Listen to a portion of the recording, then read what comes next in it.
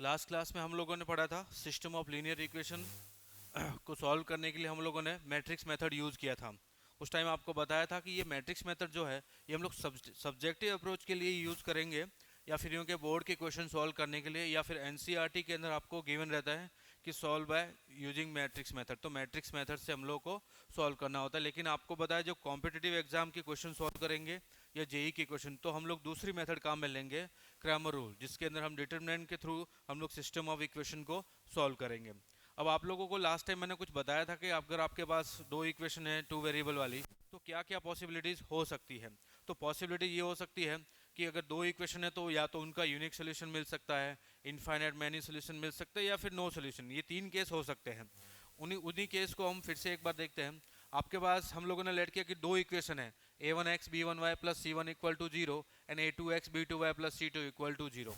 ये दो इक्वेशन है। आप लोगों ने पहले वाली क्लासेस में ये देखा होगा कि एक्स वाई और कांस्टेंट एक्स वाई के कोएफिशिएंट के रेशियो से हम लोग ये पता कर सकते थे कि इसका यूनिक सोल्यूशन होगा या इनफाइनाइट मैनी सोल्यूशन होगा या फिर नो सोल्यूशन होगा। अब कोएफिशिएंट जो है एक्स और वाई, उनके कोएफिशिएंट का जो रेशियो अगर इक्वल नहीं है तो इस केस में यूनिक सोल्यूशन होता है। ये हम लोग पहले देख चुके हैं। अगर सभी कोएफिशिएंट का रेशियो इक्वल है तो इनफाइनाइट मैनी सोल्यूशन होता है, और कोएफिशिएंट का रेशियो एक्स और वाई का उनका इक्वल है, कांस्टेंट टर्म है वो इसके इक्वल नहीं है, तो कोई सोल्यूशन नहीं होता है। अब इसको इस तरह से समझते हैं हम लोग। ये देखते हैं कि ये टू वेरिएबल वाली एक इक्वेशन तो एक लाइन को रिप्रेजेंट करती है, स्ट्रेट लाइन को। हम लोग अब 11th में स्ट्रेट लाइन को पढ़ चुके हैं, तो हम लोग बता सकते हैं कि ये लाइन की इक्वेशन है, ये भी लाइन की इक्वेशन है।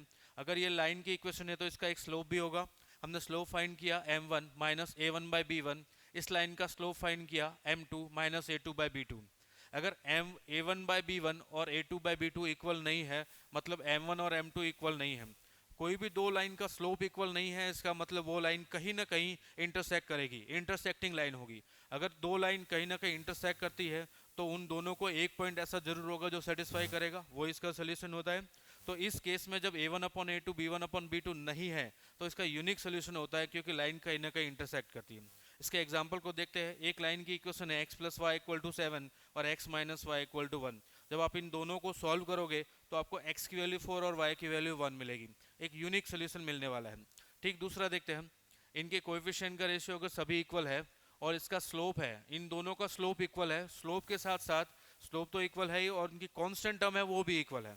ऐसे केस में ये एक लाइन है वो पूरी दूसरी लाइन को कोइंसाइड करेगी, दोनों लाइन एक ही बन जाएगी। ऐसे केस में बहुत सारे आपको सोल्यूशन मिल जाएंगे। एक लाइन के ऊपर पूरी की पूरी दूसरी लाइन आ जाएगी तो बहुत सारे पॉइंट कॉमन मिल जाएंगे। तो इस केस में बहुत सारे इनफाइनाइट सोल्यूशन हो सकते हैं। इसके इनफाइनाइट पॉइंट ऐसे होंगे तो दोनों लाइन को सेटिस्फाई करेंगे। इस केस में हम लोग क्या करते हैं, एक्स या वाई इसमें से किसी भी एक वैल्यू को हम टी के इक्वल पुट कर लेते हैं, दूसरी वैल्यू को इन टर्म्स ऑफ टी फाइंड करते हैं। इन दोनों ही वैल्यू को दूसरी इक्वेशन से सेटिस्फाई कराते हैं। इन केस अगर दूसरी इक्वेशन एक्स और वाई की value in terms of T से सेटिस्फाई हो जाती है तो वो दोनों ही सॉल्यूशन जो है इन दोनों को सेटिस्फाई करेंगे। एक से तो हमने फाइंड किया, दूसरी को सेटिस्फाई किया, तो इन टर्म्स ऑफ टी जो एक्स और वाई की वैल्यू दोनों इक्वेशन को सेटिस्फाई कर रही है तो दोनों के सोल्यूशन होंगे। और टी की वैल्यू चेंज करते जाओ, आपको एक्स और वाई की बहुत सारी वैल्यूज मिलती जाएगी। तो इस केस में आपको इनफाइनाइट सोल्यूशन मिलेंगे। थर्ड केस था, इन दोनों का कोएफिशिएंट का रेशियो तो इक्वल है लेकिन कांस्टेंट टर्म इक्वल नहीं है। अगर इसको लाइन के स्लोप से समझे तो दो लाइन का स्लोप तो इक्वल है लेकिन कांस्टेंट टर्म इक्वल नहीं है। अगर कांस्टेंट टर्म इक्वल नहीं है तो दोनों लाइन कैसे बनेगी, पैरेलल लाइन बनेगी, कोइंसाइड नहीं करेगी। अगर दो लाइन पैरेलल बनती है तो वो कहीं पे भी किसी पॉइंट पे मीट नहीं करेगी तो उनका कोई सोल्यूशन नहीं मिलने वाला। एग्जाम्पल के लिए देखिए, एक लाइन है x plus y equal to 7, 2x plus 2y equal to 15।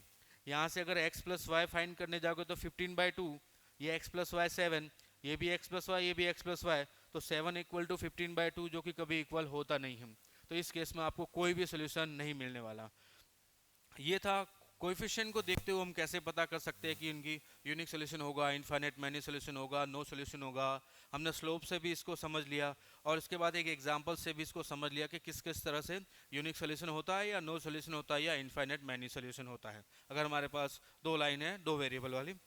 जब भी यूनिक सोल्यूशन मिलता है या फिर इनफाइनाइट मैनी सोल्यूशन मिलता है, मतलब यूँ कहें कि एटलीस्ट वन सोल्यूशन मिलेगा, तो इस केस में जो सिस्टम ऑफ इक्वेशन है वो बन जाएगा कंसिस्टेंट। जब भी हमको यूनिक सोल्यूशन मिलेगा या इनफाइनाइट मैनी सोल्यूशन मिलेगा या यूँ कि एटलीस्ट वन सोल्यूशन मिलेगा, इस तरह के सिस्टम को हम बोलते हैं consistent system of equation consistent हो जाएगा। अगर आपको एक भी सोल्यूशन नहीं मिलता है तो इस तरह के सिस्टम ऑफ इक्वेशन को हम इनकंसिस्टेंट कहेंगे। ये हम लोग पहले मैट्रिक्स मेथड के अंदर पढ़ चुके थे लेकिन थोड़ा सा क्विक रिवीजन, क्योंकि यहाँ पे भी वही मेथड है, हम काम एक ही कर रहे हैं, उस मैट्रिक्स मेथड से किया था, यहाँ पे डिटरमिनेंट से करेंगे। ये सारी थियरी आपको समझ आ गई। कंसिस्टेंट किसको कहेंगे, इनकंसिस्टेंट क्या होगा, no solution, infinite many solution, unique solution कब कब होगा। अब देखिए इससे आगे हम डिटरमिनेंट से ये सारी चीज़ें कैसे एक्सप्लेन करने वाले हैं उसको देखिए।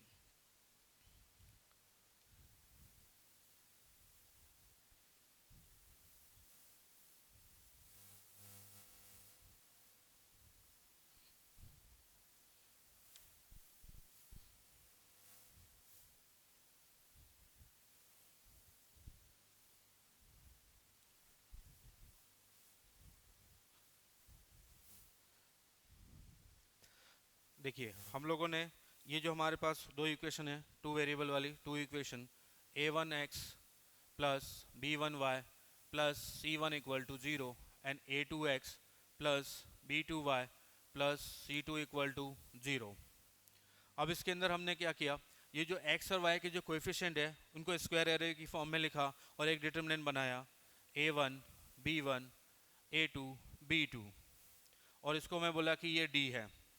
अब हम क्या करते हैं, ये जो फर्स्ट कॉलम है, फर्स्ट कॉलम, इसके अंदर x के जो कोएफिशिएंट है उनकी जगह ये जो कांस्टेंट वाली टर्म है इसको लिखते हैं। आप चाहो तो इनको यहाँ ले जाके ऐसा लिख सकते हो c1 और c2। अब ये जो राइट साइड वाले कांस्टेंट है इनको हमने यहाँ पे लिख लिया फर्स्ट कॉलम की जगह, तो ये बन जाएगा d1। फर्स्ट कॉलम की जगह लिखोगे तो c1 c2 b1 b2। ठीक वैसे ही अगर सेकंड कॉलम की जगह इस कांस्टेंट टर्म को लिखते हैं इस सेकंड कॉलम की जगह, तो ये बन जाएगा d2। d2 आपका हो गया a1 a2 c1 c2, ये d2 हो गया। इसी तरह से अगर three variable three equation in three variable होती तो d3 भी आ जाता। d3 के केस में थर्ड कॉलम को हम रिमूव करते इस कांस्टेंट वाले कॉलम से, तो ये हमें मिल गया d1 d2 d3। अब होता क्या है देखिए ये c1 और c2 है, ये c1 और c2 है, तो इसको इससे रिप्लेस कर सकते हैं।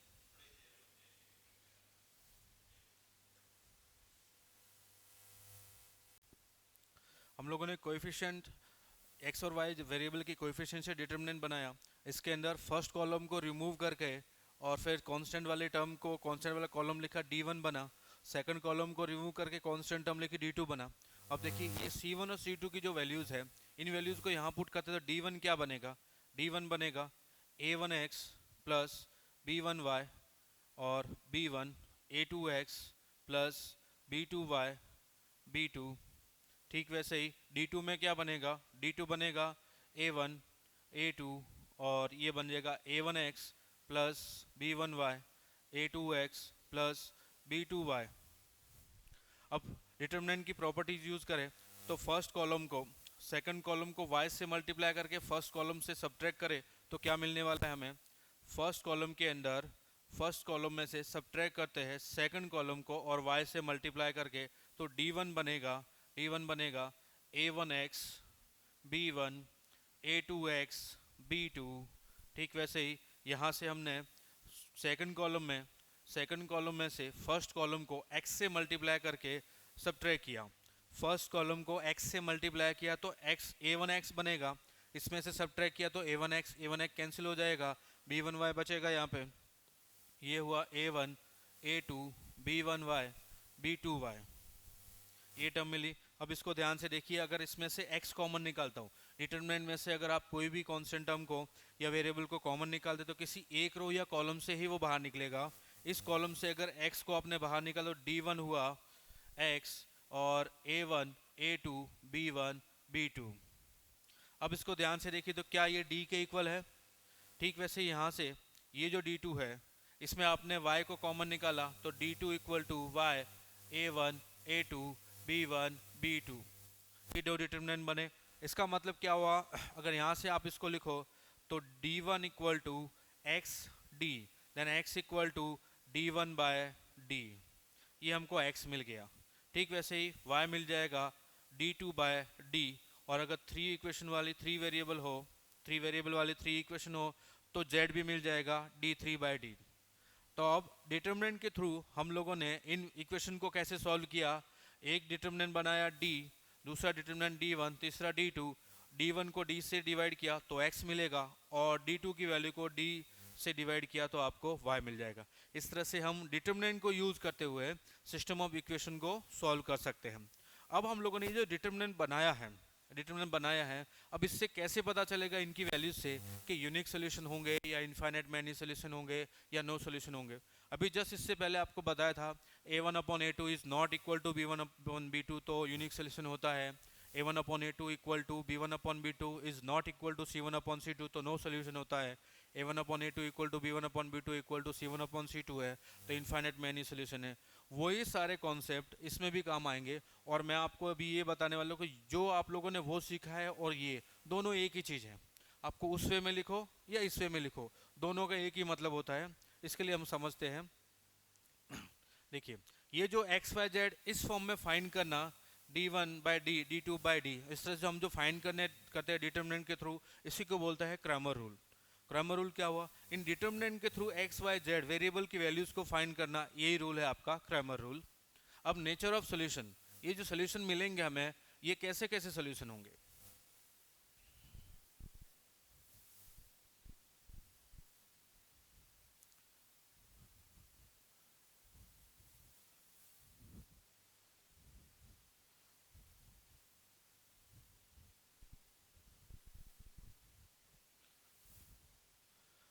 अब ये जो हमने क्रैमर रूल से फाइंड किया कि x इक्वल टू d1/d और y इक्वल टू d2/d, ये जो हमें मिला है x और y, अब हमें इस डिटर्मिनेंट के थ्रू या इनकी वैल्यूज के थ्रू ये कैसे पता चलने वाला है कि इनका यूनिक सोल्यूशन होगा, इनफाइनाइट मैनी सोल्यूशन होंगे या नो सोल्यूशन होंगे। तो उसके लिए हम लोग नेचर ऑफ सोल्यूशन, ये जो इनका सोल्यूशन है इनका नेचर भी चेक कर लेते हैं। Nature of solution, nature of solution क्या क्या हो सकते हैं। अब देखिए फर्स्ट केस हम लेके चलते हैं कि इसके अंदर जो d है, डिटरमिनेंट जो फाइंड किया था हमने वेरिएबल के कोएफिशिएंट से, उसकी वैल्यू अगर जीरो नहीं है, उसकी वैल्यू जीरो नहीं है, उसकी वैल्यू जीरो नहीं है डिनोमिनेटर, तो x और y की वैल्यू कुछ भी वैल्यू हो सकती है। यूनिक सोल्यूशन जो d1 और d2 की वैल्यू होगी उसके अकॉर्डिंग इसकी वैल्यू मिल जाएगी। तो इस केस में आपको यूनिक सोल्यूशन मिलेगा।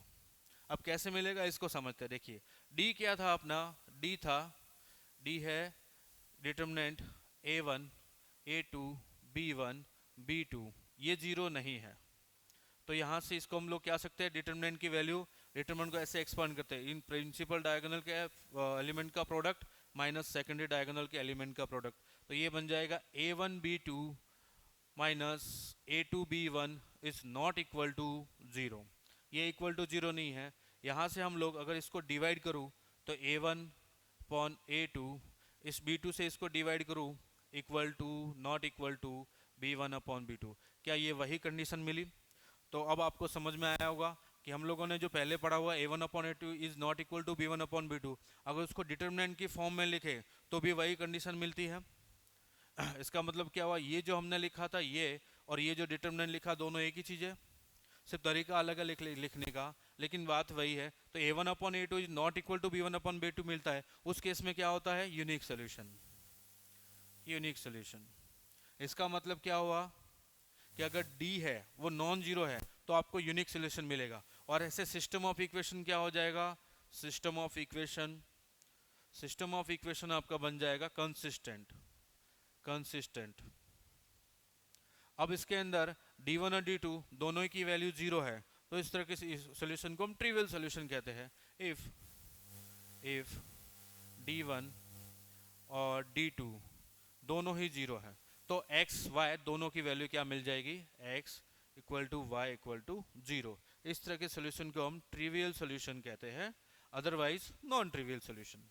ट्रिवियल सोल्यूशन मतलब x y z सबकी वैल्यू जीरो आ जाए तो trivial solution, otherwise non trivial,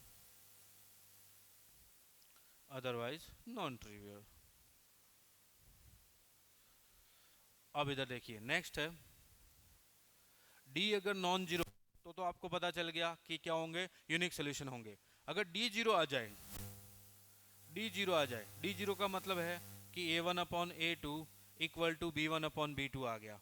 अब इस केस में क्या हो सकता है कि लाइंस पैरेलल भी हो सकती है और इंटरसेक्टिंग भी हो सकती है। तो lines lines may be parallel और इंटरसेक्टिंग। जो लाइन है वो या तो पैरेलल हो सकती है या इंटरसेक्टिंग, या तो इनफाइनाइट सॉल्यूशन मिल सकता है या फिर या तो इनफाइनाइट सॉल्यूशन मिल सकता है आपको, या फिर नो सॉल्यूशन। दोनों केस बन सकते हैं। अब हम लोग क्या लेके चलते हैं कि d तो जीरो है एंड d1 और d2 ये दोनों भी जीरो है। अगर d1 और d2 जीरो है इसका मतलब क्या आ जाएगा, d1 से हमें क्या मिल जाएगा कि b1 upon b2 equal to c1 upon c2, और इस d2 इक्वल टू जीरो से क्या मिल जाएगा, a1 upon a2 equal to c1 upon c2। इन सभी को एक साथ देखें, d इक्वल टू जीरो, इसको इसको और इसको, तो हमें क्या मिल जाएगा, a1 upon a2 equal to b1 upon b2 equal to c1 upon c2। अब ध्यान से देखिए हमें सबसे पहले क्या डिटरमिनेंट डी फाइंड करेंगे। अगर ये नॉन जीरो आ गया तो यूनिक सोल्यूशन होगा, चाहे एक्स और वाई की कुछ ना कुछ वैल्यू मिलेगी, चाहे वो जीरो वैल्यू मिले चाहे नॉन जीरो वैल्यू मिले, यूनिक सोल्यूशन। डी जीरो है और d1 और d2 सभी जीरो आ गए, d1 d2 d3 जितने भी है सारे जीरो आ गए और ये भी जीरो है, तो इस केस में आपको इनफाइनाइट मैनी सोल्यूशन मिलेंगे। ये चीज़ हम पहले ही देख चुके हैं। मतलब इसको इस तरह से लिखो या फिर इस तरह से, तो डिटरमिनेंट के थ्रू हम ऐसे फाइंड पता कर सकते हैं कि d1 और d2 भी जीरो है और d भी जीरो, तो इनफाइनाइट मैनी सोल्यूशन मिलेंगे। इस केस में सिस्टम ऑफ इक्वेशन है वो कंसिस्टेंट हो जाएगा। आपको पता है यूनिक सोल्यूशन या इनफाइनाइट मैनी सोल्यूशन इन दोनों केस में कंसिस्टेंट हो जाता है, तो ये बन जाएगा कंसिस्टेंट सिस्टम ऑफ इक्वेशन। तो हम लोगों ने d की वैल्यू से ये पता लगाया d अगर नॉन जीरो है तो यूनिक सोल्यूशन d, तो हमें चेक करना पड़ेगा d1 d2 d3 जो भी गिवन है। अगर d1 d2 है तो d1 d2 और 3 है तो d1 d2 d3 तीनों की वैल्यू चेक करेंगे। अगर सबकी वैल्यू जीरो आ जाती है इनफाइनाइट मैनी सोल्यूशन कंसिस्टेंट। अगर इनमें से एक भी नॉन जीरो आ जाता है, एक भी नॉन जीरो, तो non zero upon zero, non zero upon zero, non zero upon zero not defined, इस केस में आपको कोई सोल्यूशन नहीं मिलेगा। तो थर्ड इसका केस है, थर्ड केस।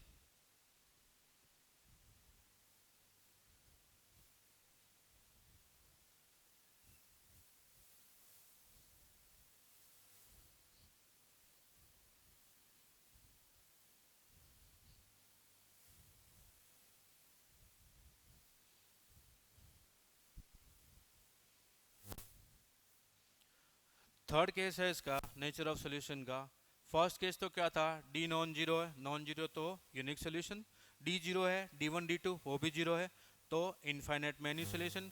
अब डी तो जीरो है ही, डी इक्वल टू तो जीरो है ही, इससे आपको a1 upon a2 equal to b1 upon b2 तो मिला ही है, लेकिन एटलीस्ट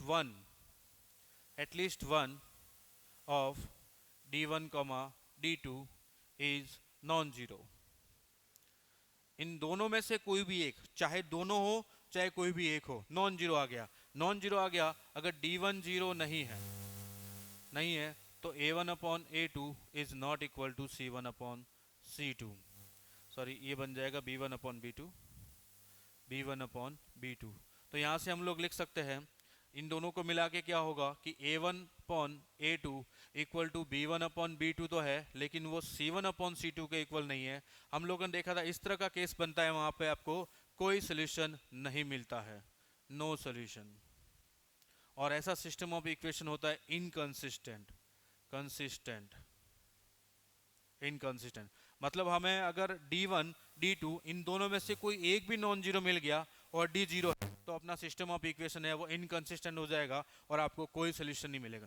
इस तरह से हमने ये जो डिटरमिनेंट बनाए थे कोएफिशिएंट से और कांस्टेंट से, d1 d2, इन डिटरमिनेंट की वैल्यू से हम लोग बता सकते हैं कि इसका यूनिक सोल्यूशन मिलेगा इस सिस्टम का, या इनफाइनाइट मैनी सोल्यूशन मिलेंगे, या फिर नो सोल्यूशन मिलेंगे।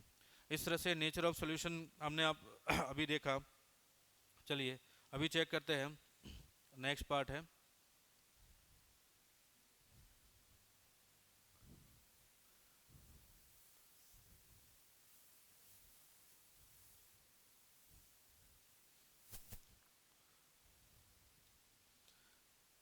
नेक्स्ट है system of equation of three equation in two variable. आपके पास टू वेरिएबल वाली थ्री इक्वेशन है। System of equation, system of equation in two variable three equation, system of three equation in two variable। Two variable वाले three equation है a1x plus b1y plus c1 equal to 0, a2x plus b2y plus c2 equal to 0 and a3x plus b3y plus c3 equal to 0। अब ये तीनों ही line किसी एक point से पास हो रही है, किसी एक पॉइंट से पास हो रही है, तो इनका एक यूनिक सोल्यूशन मिलेगा। अदरवाइज इसके अलावा इसका और कोई केस हम नहीं बन सकते जिससे आपको सोल्यूशन मिले। दो लाइन कोई पैरेलल हो गई, तीसरी इंटरसेक्ट कर रही है, तो इससे भी आपको कोई सोल्यूशन नहीं मिलने वाला। मतलब ये तीनों लाइन सिर्फ किसी एक पॉइंट पे इंटरसेक्ट हुई तो ही आपको एक यूनिक सोल्यूशन मिलेगा। मतलब यूँ कहे कॉनकरेंट लाइन, तो कॉनकरेंट लाइन का कॉन्सेप्ट हम लोगों ने जब एप्लीकेशन ऑफ डिटरमिनेंट पढ़ा था तब आपको बताया था। तीन लाइन अगर कॉनकरेंट है, एक ही पॉइंट से पास हो रही है, कोई भी दो इक्वेशन को सॉल्व करो, एक्स और वाई की वैल्यू फाइंड करो, वो एक्स और की वाई थर्ड पुट करो। अगर तीनों लाइन एक ही पॉइंट से पास हो रही है तो वो सेटिस्फाई करेंगी थर्ड लाइन। इस तरह से तीसरी लाइन के अंदर a1 a2 b1 b2 और a3 b3 ये सारी वैल्यू से हो जाएगा, उसमें x और y की कोई टर्म नहीं आएगी, सिर्फ a1 a2 a3 b1 b2 b3 और c1 c2 c3 यही टर्म आएगी इसके अंदर। और उस कंडीशन को हमने इस फॉर्म में लिखा था a1 a2 a3 b1 b2 b3 c1 c2 c3 equal to 0। अगर इस डिटरमिनेंट की वैल्यू 0 है तो ये तीनों लाइन किसी एक पॉइंट से पास होगी। यहाँ पे भी हम लोग यही बता रहे हैं कि अगर इन डिटरमिनेंट की वैल्यू 0 आती है तो ये तीनों लाइनें एक ही पॉइंट से पास होगी। और इस केस में सिस्टम ऑफ इक्वेशन जो है, सिस्टम सिस्टम ऑफ इक्वेशन है वो कंसिस्टेंट हो जाएगा। कंसिस्टेंट क्यों होता है? कंसिस्टेंट क्यों होता है? एटलीस्ट वन सोल्यूशन आपको मिलता है तो कंसिस्टेंट हो जाता है। इस केस में जब दो वेरिएबल वाली तीन इक्वेशन है, अगर इस डिटरमिनेंट की वैल्यू 0 आती है तो ये सिस्टम ऑफ इक्वेशन कंसिस्टेंट हो जाता है, अदरवाइज इनकंसिस्टेंट। इसका एक एग्जांपल देखते हैं। एग्जांपल हमको गिवन है, if A system of three linear equation x plus 4ay plus a equal to 0, comma x plus 3by plus b equal to 0 and x plus 2cy plus c equal to 0 is consistent, then A, B, C are in आपको three equation given है two variable वाली और आपसे पूछा है कि ये consistent है सिस्टम ऑफ इक्वेशन, ये तीन इक्वेशन वाला सिस्टम ऑफ इक्वेशन कंसिस्टेंट है। कंसिस्टेंट एक ही केस में हो सकता है जब ये तीनों लाइन एक ही पॉइंट से पास हो, और जब ये तीनों लाइन एक ही पॉइंट से पास होती है तो इस डिटरमिनेंट की वैल्यू 0 बन जाती है। अगर इस डिटरमिनेंट की वैल्यू 0 है तो आपसे पूछा है जो ABC है वो क्या होगा। ये तीनों ABC AP में है, GP में है या HP में, ये आपको बताना है। चलिए तो सबसे पहले क्या करते हैं, अगर हमको गिवन ही है, हमको पहले ही दे दिया कि ये कंसिस्टेंट है, तो सीधा से हम इसका डिटरमिनेंट बना के उसको 0 पुट कर देते हैं। इसका डिटरमिनेंट होगा 1 4a a 1 3b b 1 2c c equal to 0।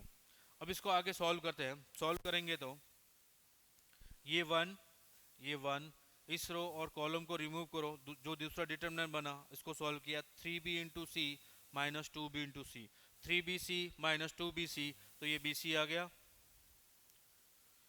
ये माइनस 4a और इस रो और कॉलम को रिमूव किया तो 1 इंटू सी minus 1 into B, C minus B, ये सी माइनस बी आया, प्लस ये ए आया, ये ए, इस रो और कॉलम को रिमूव किया, ये जो डिटरमिनेंट बना 2/2 का 2c माइनस 3b, तो ये हुआ 2c माइनस 3b और इस डिटरमिनेंट की वैल्यू 0 बन जाएगी। क्योंकि हमको कंसिस्टेंट गिवन है। ये हुआ आपका B C minus 4AC plus 4AB plus 2AC minus 3AB equal to 0। अब आपके पास जो टर्म है वो देखिए, बी सी वाली टर्म और कोई टर्म नहीं है, तो ये हुआ B C minus 4AC 2AC, तो कितना हो जाएगा minus 2AC, 4AB minus 3AB plus AB equal to 0। B C और ए बी को यही रखते हैं, 2AC को राइट हैंड साइड शिफ्ट किया तो B C plus A B equal to 2AC। अब इस पूरी इक्वेशन को ए बी सी से डिवाइड करते हैं, ये बन जाएगा ए बी सी, ये ए बी सी, ये ए बी सी। ऐसा करोगे तो आपको यहाँ पे 1/a मिलेगा, यहाँ पे 1/c मिलेगा और यहाँ पे आपको मिल जाएगा 2/b। ये बन जाएगा 1/a plus 1/c equal to 2/b। अगर ये कंडीशन मिलती है तो हमें पता है ए बी सी किस में होंगे, A B C are in H P. ये बन जाएगा आपका एच पी, एच पी में होंगे ए बी सी। तो इस तरह से अगर 3 इक्वेशन गिवन है आपको 2 वेरिएबल के अंडर और कंसिस्टेंट गिवन है और आपको कोई कांस्टेंट की वैल्यू पूछी है, तो हम इस तरह से भी फाइंड कर सकते हैं। कंसिस्टेंट है तो इस तरह के डिटरमिनेंट की वैल्यू 0 बन जाएगी और जो हमको गिवन है वो हम लोग फाइंड कर सकते हैं।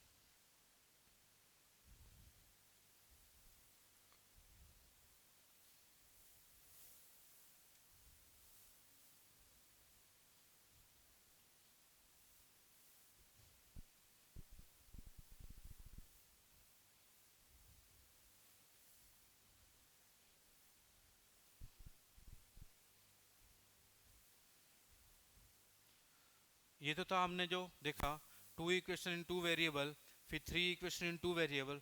अभी हम लोग नेक्स्ट देखते हैं 3 इक्वेशन इन 3 वेरिएबल। अगर ऐसा सिस्टम ऑफ इक्वेशन आ जाए 3 इक्वेशन इन 3 वेरिएबल, तो क्रैमर रूल से उसको कैसे सॉल्व करेंगे। 3 इक्वेशन इन 3 वेरिएबल,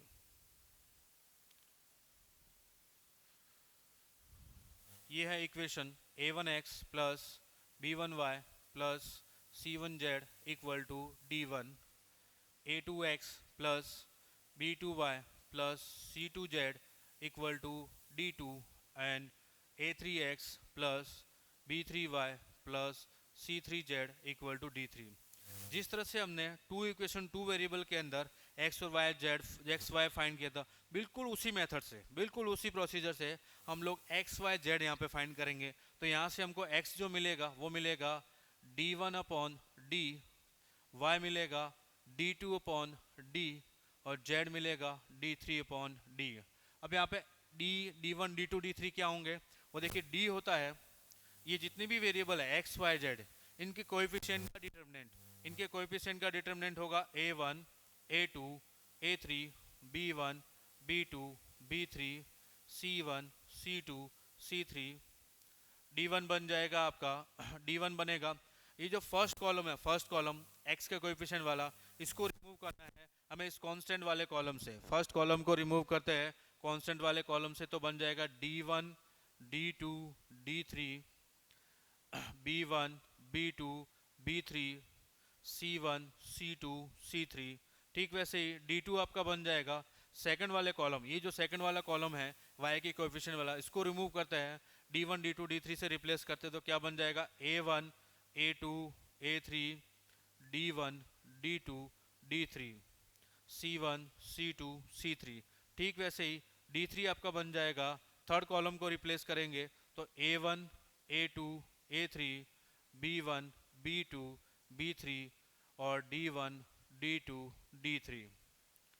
अब देखिए, अब हमें ये x कैसे मिला, y कैसे मिला, z कैसे मिला, ये हमें बताने की ज़रूरत नहीं है। आपको करना क्या है, d1 d2 d3 की जगह ये तीनों इक्वेशन लिखनी है। तीनों इक्वेशन लिखने के बाद आपको कॉलम ऑपरेशन लगाना है, जिससे आपका b1 और c1 के जो कोएफिशिएंट वाली टर्म है, b1 और c1 वाली, वो तो कैंसिल बन जाएगी और a1x a2x a3x बच जाएगा। x कॉमन निकालोगे तो d आ जाएगा, d1 equal to x into D, तो x मिल जाएगा d1 अपॉन डी। ठीक वैसे ही d2 मिल जाएगा, ठीक वैसे ही d3 और x y z इन तीनों की वैल्यू मिल जाएगी। अभी जो हमने काम किए थे 2 वेरिएबल के लिए, किस तरह से यूनिक सोल्यूशन मिलता है, किस तरह से इनफाइनाइट मैनी सोल्यूशन मिलता है और किस तरह से नो सोल्यूशन मिलता है। ठीक वैसे अब हम 3 इक्वेशन के लिए करते हैं, 3 वेरिएबल के लिए, कि हमें कैसे पता चलेगा इन डिटरमिनेंट के थ्रू D1 D2 D3 के थ्रू कि इसका क्या क्या सोल्यूशन होगा, यूनिक सोल्यूशन होगा, इनफाइनाइट मैनी सोल्यूशन होगा या नो सोल्यूशन होगा। अब देखिए 3 वेरिएबल वाली जो भी इक्वेशन है, लीनियर इक्वेशन जिसकी पावर सिर्फ 1 हो वेरिएबल की, लीनियर इक्वेशन 3 वेरिएबल हो, तो ये इक्वेशन करती है एक प्लेन को, ये इक्वेशन आपको रिप्रेजेंट करेगी एक प्लेन को, मतलब आपको ये प्लेन गिवन है। अब ये 3 प्लेन के बारे में बात करें तो 3 प्लेन, अगर तीनों प्लेन एक दूसरे को एक पॉइंट पे इंटरसेक्ट करेंगे तो आपको यूनिक सोल्यूशन मिलेगा। तीनों प्लेन पैरेलल होंगे या ऐसी कंडीशन कि तीनों प्लेन किसी पॉइंट पे इंटरसेक्ट नहीं कर रहे तो आपको कोई सोल्यूशन नहीं मिलेगा, या फिर तीनों प्लेन है वो पैरेलल हो और किसी एक लाइन पे तीनों टच करे तो आपको इनफाइनाइट मैनी सोल्यूशन मिलेंगे। तो अब हम लोग देखते हैं इन 3 इक्वेशन 3 वेरिएबल से कि unique solution, infinite many solution और नो सोल्यूशन की क्या क्या कंडीशन है।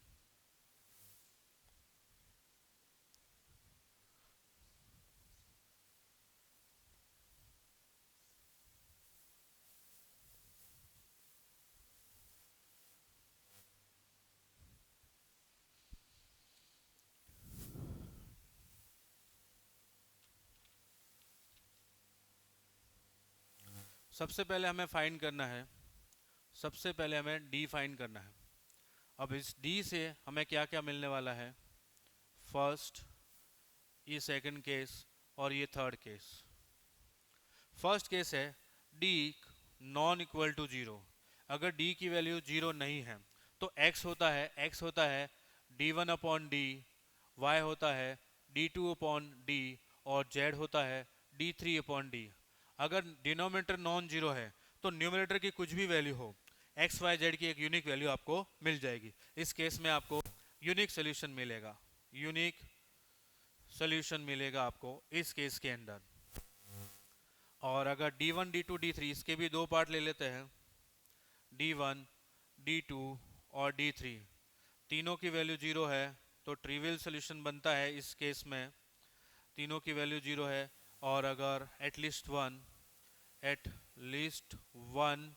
नॉन जीरो है तो नॉन ट्रिवियल सोल्यूशन मिलेगा आपको। ट्रिवियल सोल्यूशन का मतलब वही कि आपको सारी वैल्यू एक्स वाई जेड सभी जीरो मिल जाए। अब इस केस में किस तरह से प्लेन है, प्लेन इस तरह से होगा, एक प्लेन ऐसा होगा, एक प्लेन ऐसा होगा और एक प्लेन ऐसा होगा, ये प्लेन और ये तीसरा प्लेन, तीनों प्लेन किसी एक पॉइंट पे इंटरसेक्ट करेंगे तो उस केस में आपको एक यूनिक सोल्यूशन मिल जाएगा। इसमें किस तरह से प्लेन, आप लोगों ने 3D अभी पढ़ा नहीं है तो प्लेन वाला कॉन्सेप्ट समझ में नहीं आएगा। मैं आपको सिर्फ एक बार बता देता हूँ कि कोएफिशिएंट के थ्रू हम लोग ऐसे पता करते हैं। अगर आपको समझ नहीं आ रहा है प्लेन वाला कॉन्सेप्ट तो कोई दिक्कत नहीं, हम लोग ये D1 D2 इसके थ्रू पता करेंगे क्या क्या सोल्यूशन हो सकते हैं। अब मैं बता देता हूँ प्लेन वाला कॉन्सेप्ट, जब हम 3D पढ़ेंगे तब आपको समझ आ जाएगा। प्लेन का कॉन्सेप्ट ये है, एक प्लेन आपके पास इस तरह से है, ये एक प्लेन है, दूसरा प्लेन आपके पास इस तरह से है, ये दूसरा प्लेन है, और तीसरा प्लेन आपके पास इस तरह से है।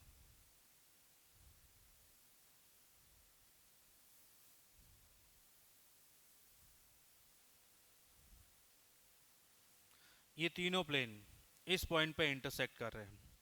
एक प्लेन आपके इस तरह से है, एक प्लेन इस तरह से है और एक प्लेन इस तरह से ही। ये तीनों प्लेन, एक प्लेन ये आ गया, एक प्लेन ये आ गया और एक प्लेन ये आ गया, तीनों। जैसे इस वॉल की बात करूँ, ये एक वॉल है, ये सामने वाली जस्ट एक वॉल है, और एक ये वाला जो रूफ है, ये तीनों एक पॉइंट पे इंटरसेक्ट करते हैं कॉर्नर पे, तो एक आपको यूनिक सोल्यूशन मिल जाएगा। इस तरह से हम समझ सकते हैं ये एक यूनिक सोल्यूशन जिसमें तीनों जो प्लेन है वो एक पॉइंट पे इंटरसेक्ट करते हैं। नेक्स्ट है, अगर डी है वो जीरो आ गया, डी अगर जीरो आ जाता है तो हम लोग क्या चेक करेंगे, D1 D2 D3, D1 at least one of D1 D2 D3 is non-zero, at least one of D1 D2 D3 is non-zero, denominator तो जीरो है और इसमें से ऊपर वाला कोई एक भी नॉन जीरो आ गया, कोई एक भी नॉन जीरो है तो इस केस में कोई सोल्यूशन नहीं आएगा, नो सोल्यूशन। ये इनकंसिस्टेंट हो जाएगा, इनकंसिस्टेंट, नो सोल्यूशन। इस केस में अगर डी जीरो है और डी वन, डी टू और डी थ्री तीनों ही जीरो है, तीनों जीरो है, तो इस केस में आपको इनफाइनाइट मैनी सोल्यूशन मिल सकते हैं, इनफाइनाइट मैनी सोल्यूशन मिल सकते हैं। और क्या हो सकता है, नो सोल्यूशन भी मिल सकता है। अब इसमें कैसे नो सोल्यूशन, उसको समझते हैं हम। इसमें नो सोल्यूशन ऐसे, जैसे मान लो मैं कुछ इक्वेशन लेता हूँ, x plus y plus z equal to 5, x plus y plus z equal to 6, x plus y plus z equal to 7। अब ध्यान से देखोगे आप, डी फाइंड करोगे, डी, तो इन सभी के अंदर first column 1 1 1, second column 1 1 1, third column 1 1 1, zero आ जाएगा। अब D1 फाइंड करोगे, ये वाला जो कॉलम है यहाँ पे रिप्लेस करोगे 5 6 7, बट सेकंड कॉलम और थर्ड कॉलम तीनों दोनों एक जैसे हो जाएंगे, D1 भी जीरो। D2 के अंदर 5 6 7 यहाँ रिप्लेस करोगे तो फर्स्ट और थर्ड कॉलम इक्वल, D2 भी जीरो। D3 के अंदर ये थर्ड कॉलम की जगह रिप्लेस करोगे तो फर्स्ट कॉलम और सेकंड कॉलम आइडेंटिकल हो जाएंगे, तो D3 भी जीरो, ये सभी जीरो आ गए। लेकिन जब आप इसको सॉल्व करोगे तो आपको इसका कोई सोल्यूशन नहीं मिलेगा। क्यों? क्योंकि आप ध्यान से देखो, ये वाला जो प्लेन है, एक प्लेन ऐसा होगा और इन सभी का रेशियो देखो आप, A1 A2 A3, A1 upon A2, A2 upon A3, A1 upon A3 सभी इक्वल है, B1 upon B2 equal to B2 upon B3 equal to B1 upon B3, इन सभी के कोएफिशिएंट का रेशियो इक्वल है। इस केस में आपको ऐसे तीन प्लेन मिलेंगे, तीन प्लेन जो कि पैरेलल होंगे एक दूसरे पे, एक प्लेन ऐसा, दूसरा ऐसा, तीसरा ऐसा, तीनों प्लेन पैरेलल है 1 2 3, तो इस केस में आपको कोई सोल्यूशन नहीं मिलेगा। तो अगर D जीरो है, D1 D2 D3 ये तीनों भी जीरो है, तो इसमें दो केस बन सकते हैं, इनफाइनाइट मैनी सोल्यूशन हो सकता है या फिर नो सोल्यूशन हो सकता है। अब नो सोल्यूशन वाला केस आपको मैंने बता दिया, इसमें D भी जीरो है, D1 D2 D3 तीनों जीरो है, तो आपको इस केस में आपको कोई सोल्यूशन नहीं मिलेगा। अब इस केस में देखिए, इस केस में क्या क्या कंडीशन हो सकती है, सारी कंडीशन देखते हैं। एक तो क्या क्या कंडीशन हो सकती है, ऐसे हो सकता है कि दो प्लेन पैरेलल हो, दो प्लेन पैरेलल हो और तीसरा प्लेन इसको इंटरसेक्ट करे, ऐसे तीसरा प्लेन इसको कट करे, तो कोई भी तीन प्लेन एक पॉइंट पे इंटरसेक्ट नहीं हो रहा है, इस केस में आपको कोई सोल्यूशन नहीं मिलेगा। इस केस में होगा क्या, दो प्लेन तो पैरेलल है, तो A1 x plus B1 y plus C1 z equal to D1, और A1 x दूसरे के भी कोएफिशिएंट वही रहेंगे, कोएफिशिएंट का रेशियो, या फिर ऐसा लिख दो A2 x plus B2 y plus C2 z equal to D2, and A3 x plus B3 y plus C3 z equal to D3। इन दोनों का रेशियो, इन दोनों का रेशियो, इन दोनों का रेशियो तीनों का इक्वल ही होगा, क्योंकि दोनों प्लेन पैरेलल, सिर्फ कांस्टेंट का इक्वल नहीं होगा, नहीं तो कोइंसाइड कर जाएगा। कांस्टेंट का रेशियो इक्वल नहीं है तो ये पैरेलल प्लेन होंगे, और तीसरे प्लेन का रेशियो इक्वल नहीं आ रहा है तो ये इसको इंटरसेक्ट करेगा। इस केस में आपको कोई सोल्यूशन नहीं मिलने वाले। इस केस में क्या क्या वैल्यू हो सकती है, इस केस में डी जो है वो तो जीरो आएगा, और D1 D2 D3 वो नॉन जीरो आएंगे, ये तीनों ही नॉन जीरो आएंगे। इस तरह की कंडीशन हो सकती है।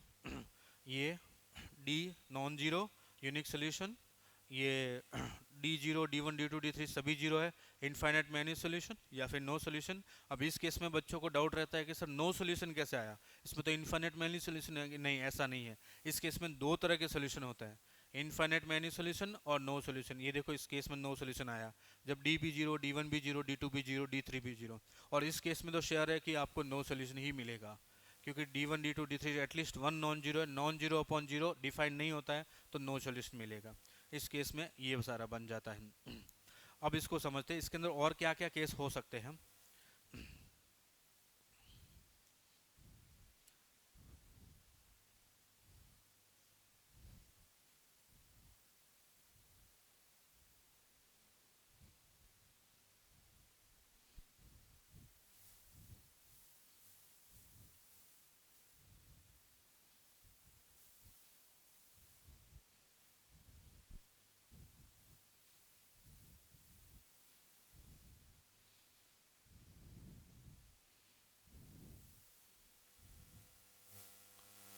अब देखिए, यहाँ पे तो था यूनिक सोल्यूशन, ये था यूनिक सोल्यूशन, ये था नो सोल्यूशन, और ये था इनफाइनाइट मैनी और नो, इनफाइनाइट मैनी सोल्यूशन और नो सोल्यूशन, दो केस बने थे। अब ध्यान से देखिए, यूनिक सोल्यूशन में तो आपको बता दिया था क्या क्या केस हो सकते हैं, और नो सोल्यूशन में आपको एक केस बता दिया था जब दो प्लेन पैरेलल है और तीसरा इंटरसेक्ट कर रहा है। इसके अंदर एक और कंडीशन हो सकती है कि तीन प्लेन इस तरह से इंटरसेक्ट करे कि तीन लाइन पे इंटरसेक्ट कर सकते हैं। ये देखिए, ये आपके तीन प्लेन हैं, ये रहा एक प्लेन, ये एक प्लेन है, एक दूसरा प्लेन जो इसको कट कर रहा है, ये दूसरा प्लेन है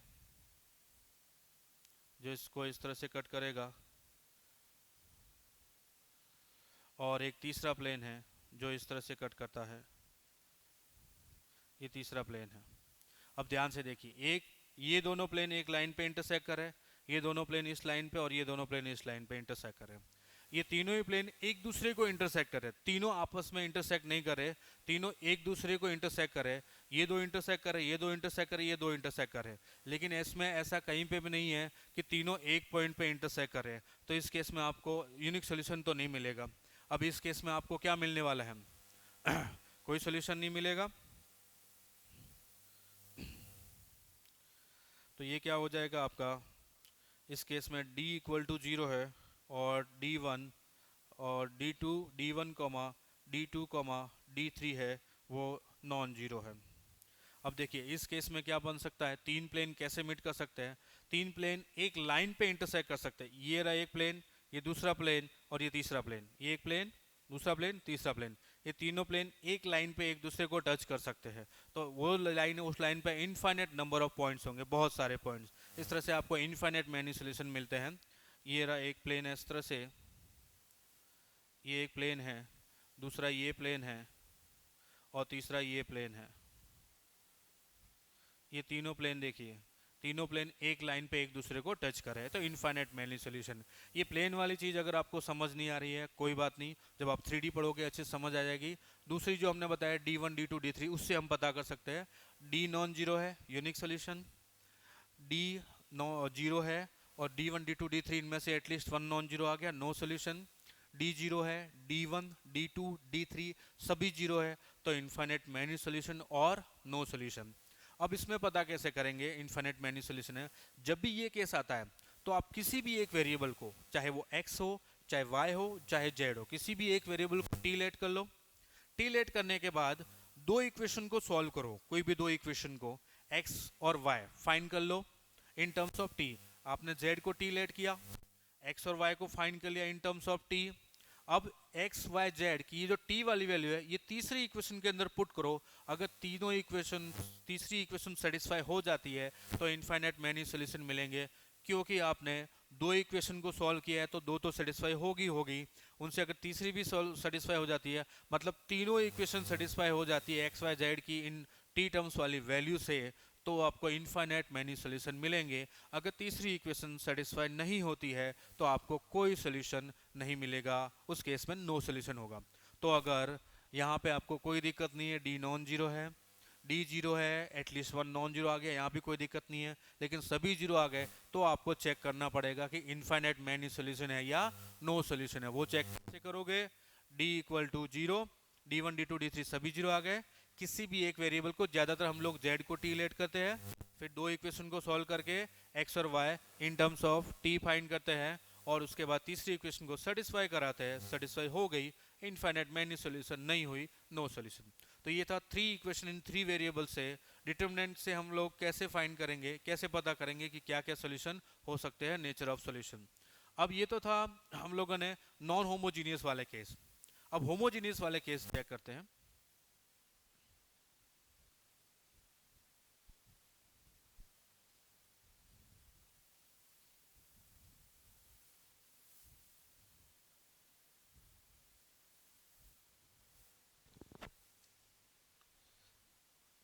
homogeneous system of equation, homogeneous system. देखिए, होमोजीनियस सिस्टम में क्या होता है, होमोजीनियस सिस्टम,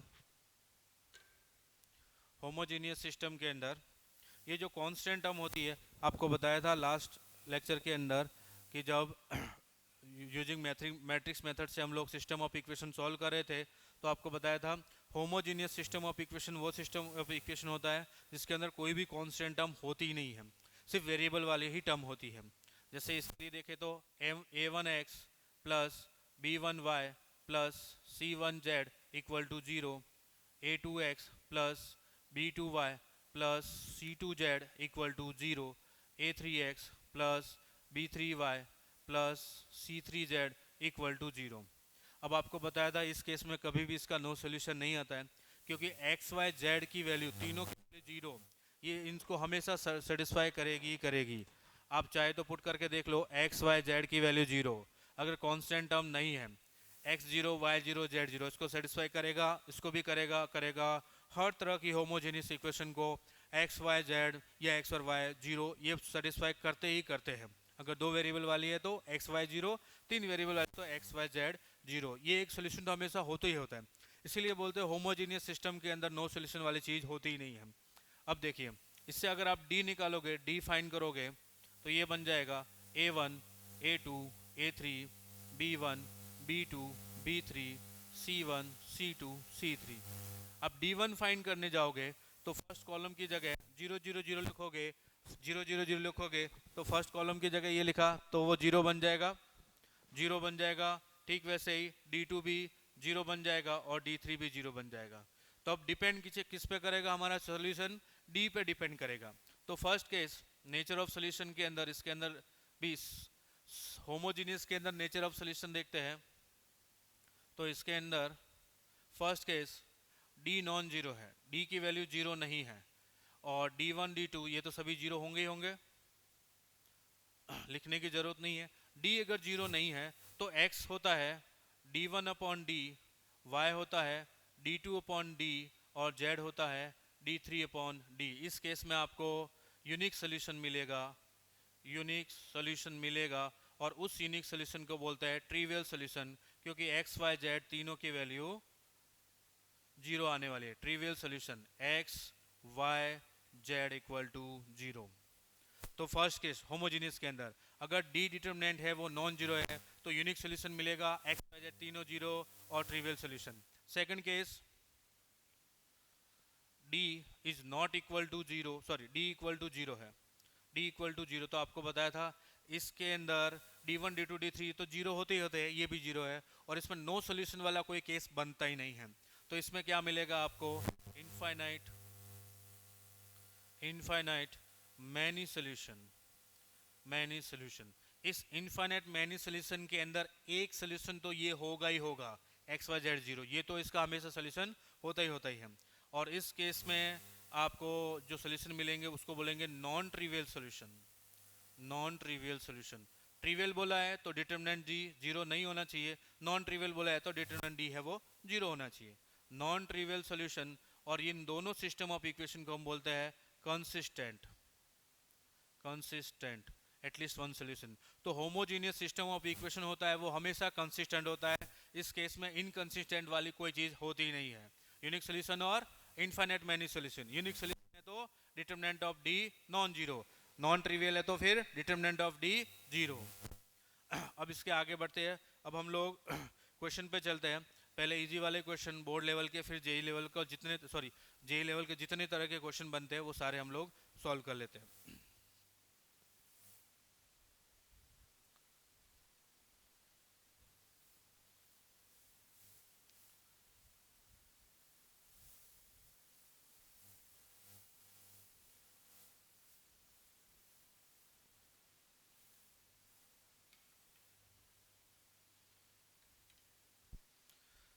क्वेश्चन पूछा है, क्वेश्चन है find find nature nature of solution, nature of solution for for the given for the given system of equation, for the given system of equation system of equation है x plus 2y plus 3z equal to 1, 2x plus 3y plus 4z equal to 3 और 3x plus 4y plus 5z equal to 0। चलिए अब हमें क्या करना है, nature of solution बताना है, मतलब हमें ये बताना है कि इसका यूनिक सोल्यूशन होगा, इनफाइनाइट मैनी सोल्यूशन होगा या फिर नो सोल्यूशन होगा।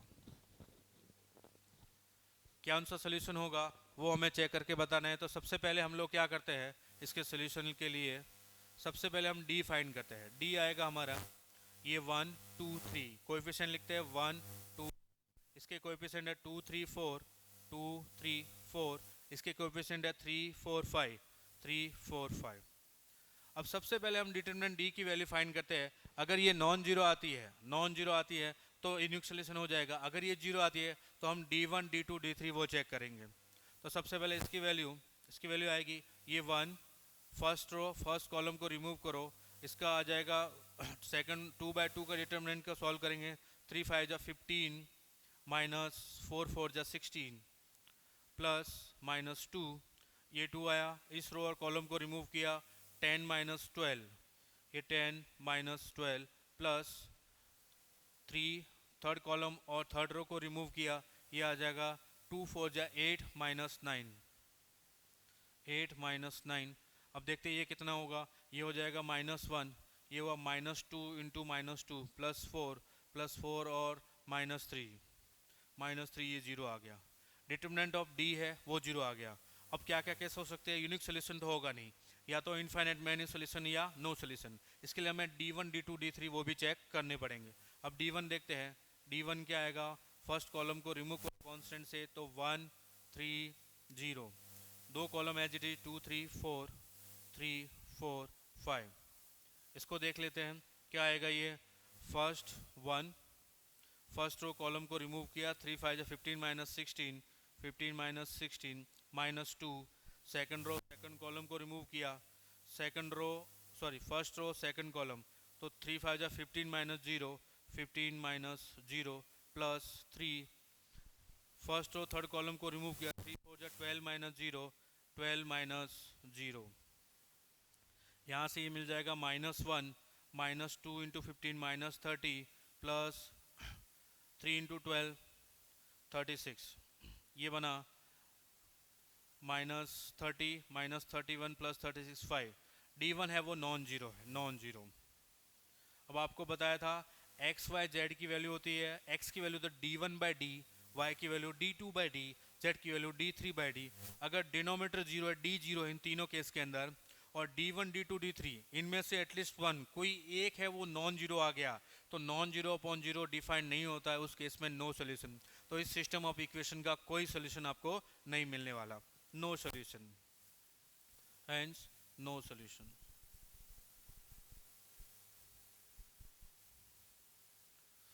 इस तरह से हमसे नेचर ऑफ सोल्यूशन भी पूछ लेते हैं कि कौन सा होगा, यूनिक होगा, इनफाइनाइट मैनी या नो सोल्यूशन। तो हम लोग पहले डी फाइन करेंगे, डी अगर नॉन जीरो आ गया तो हम पहले ही बोल देंगे कि इसका यूनिक सोल्यूशन होगा, और डी जीरो आ गया तो D1 D2 D3 चेक करेंगे। अगर D1 नॉन जीरो आया या D2 नॉन जीरो या D3 नॉन जीरो तो हम लोग बोल देंगे नो सोल्यूशन, और ये सब भी जीरो आ गए तो फिर हम लोग बोल सकते हैं कि या तो इनफाइनाइट मैनी सोल्यूशन होगा या नो सोल्यूशन होगा। वो कैसे फाइंड करेंगे, उसके लिए कुछ और क्वेश्चन देखते हैं।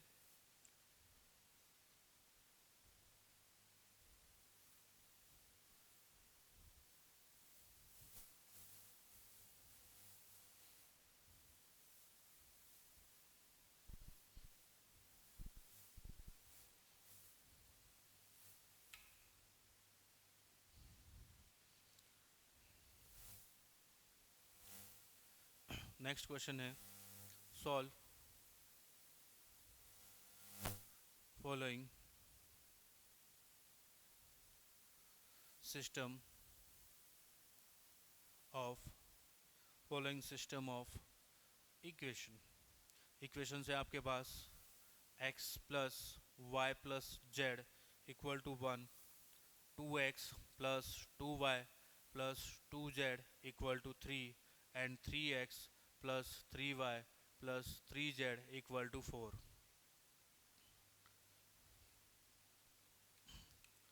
वैसे तो जब आप 3D पढ़ोगे तो मैंने आपको बताया 3D को हम इनको प्लेन के थ्रू भी समझ सकते हैं 3D के अंदर। अभी आपको 3D का आइडिया नहीं है और प्लेन के बारे में इतना ज़्यादा पता नहीं है, तो हम लोग उसी मेथड से चलेंगे। लेकिन अगर थोड़ा सा प्लेन का अगर आपको समझ आया तो आप यहाँ से देख के भी बता सकते हैं।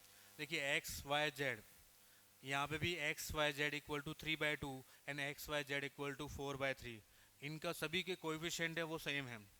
तो यहाँ से आपको क्या मिल जाएगा, डी तो जीरो मिल जाएगा। सभी के कोएफिशिएंट सेम है, सिर्फ कांस्टेंट टर्म अलग अलग है। जब कोएफिशिएंट सेम हो और कांस्टेंट टर्म अलग अलग हो तो तीन पैरेलल प्लेन बनते हैं, एक प्लेन ऐसा, फिर ऐसा, फिर ऐसा।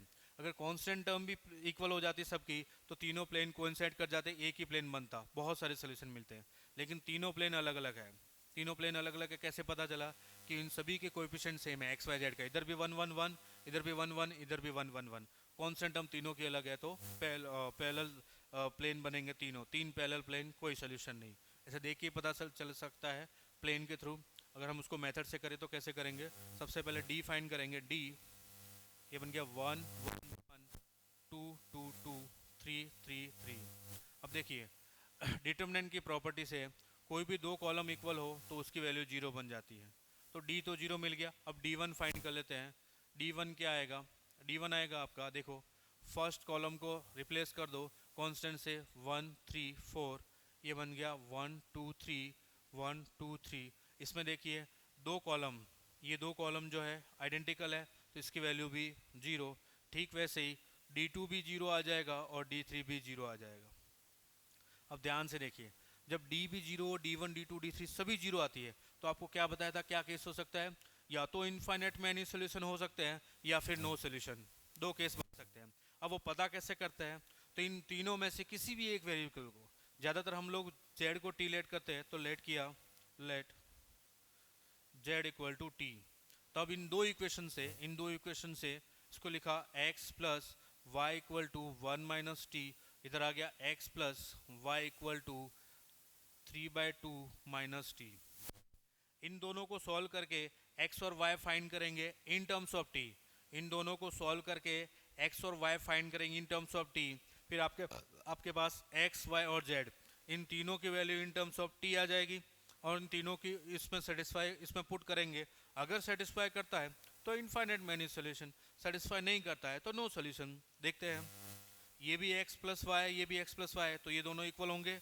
अगर ये दोनों इक्वल है 1 - t equal to 3/2 minus T, ये माइनस टी कैंसिल, 1 = 3/2 कभी होता नहीं है, कभी भी नहीं होता। तो ये दोनों कभी सॉल्व नहीं होगी, ये दोनों सॉल्व नहीं होगी तो इसका कोई सोल्यूशन नहीं मिलेगा, हैंस नो सोल्यूशन।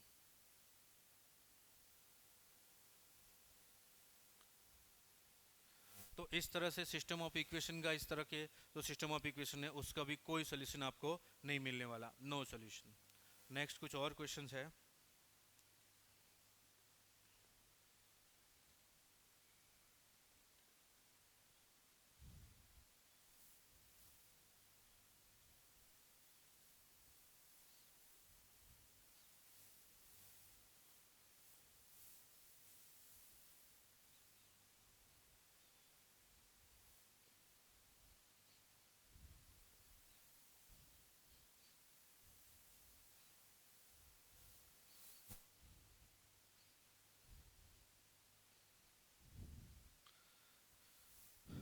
क्वेश्चन हमको गिवन है,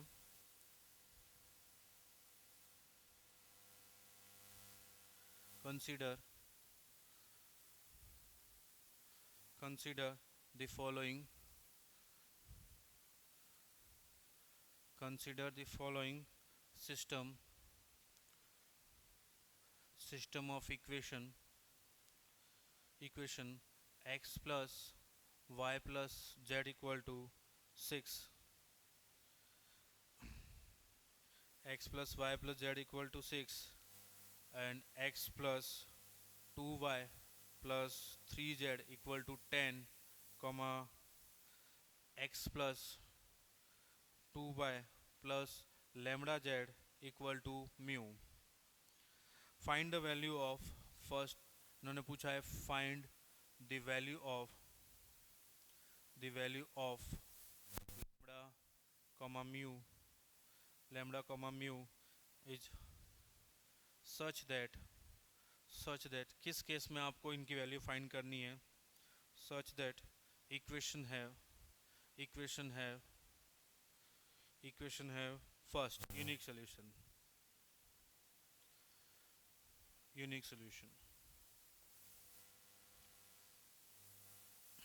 second case infinite many solution, और थर्ड केस जो है नो सोल्यूशन। चलिए हमें पूछा है वो फाइंड कर लेते हैं हम लोग। हमें ये पूछा है system of equation three variable वाली गिवन है हमको, और हमको इसके अंदर कोई कांस्टेंट दे दिया लैम्बडा और म्यू, और आपसे पूछा है, इन्होंने पहले ही दे दिया कि इसका यूनिक सोल्यूशन है या मैनी सोल्यूशन है, क्या सोल्यूशन है, और आपके किसी कांस्टेंट की वैल्यू पूछी है। हमें पता है यूनिक सोल्यूशन कब होता है, जब डी नॉन जीरो होता है, तो इसका डी फाइंड करके not equal to zero put कर दो, फिर देख लो लैम्बडा और म्यू क्या आ रहा है। इनफाइनाइट मैनी सोल्यूशन में डी जीरो आएगा, D one D two D three ये भी जीरो आएंगे। नो सोल्यूशन के अंदर डी जीरो आएगा और D one D two D three इसमें से कोई एक है वो नॉन जीरो आएगा, और आपको लैम्बडा और म्यू की वैल्यू मिल जाएगी। तो सबसे पहले यूनिक सोल्यूशन के लिए, for unique solution D must be not equal to zero for unique solution. Unique solution के लिए डी है वो जीरो नहीं होना चाहिए। अब डी क्या है वो देखते हैं। डी है आपका 1 1 1 1 2 3 और 1 2 लैम्बडा, वो जीरो नहीं होना चाहिए, वो जीरो नहीं होना चाहिए।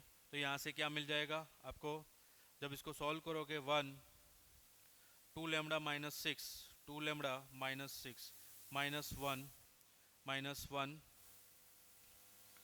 ये और ये रिमूव हुआ, lambda minus three plus 1 2 minus 2 zero is not equal to zero, ये जीरो नहीं होना चाहिए।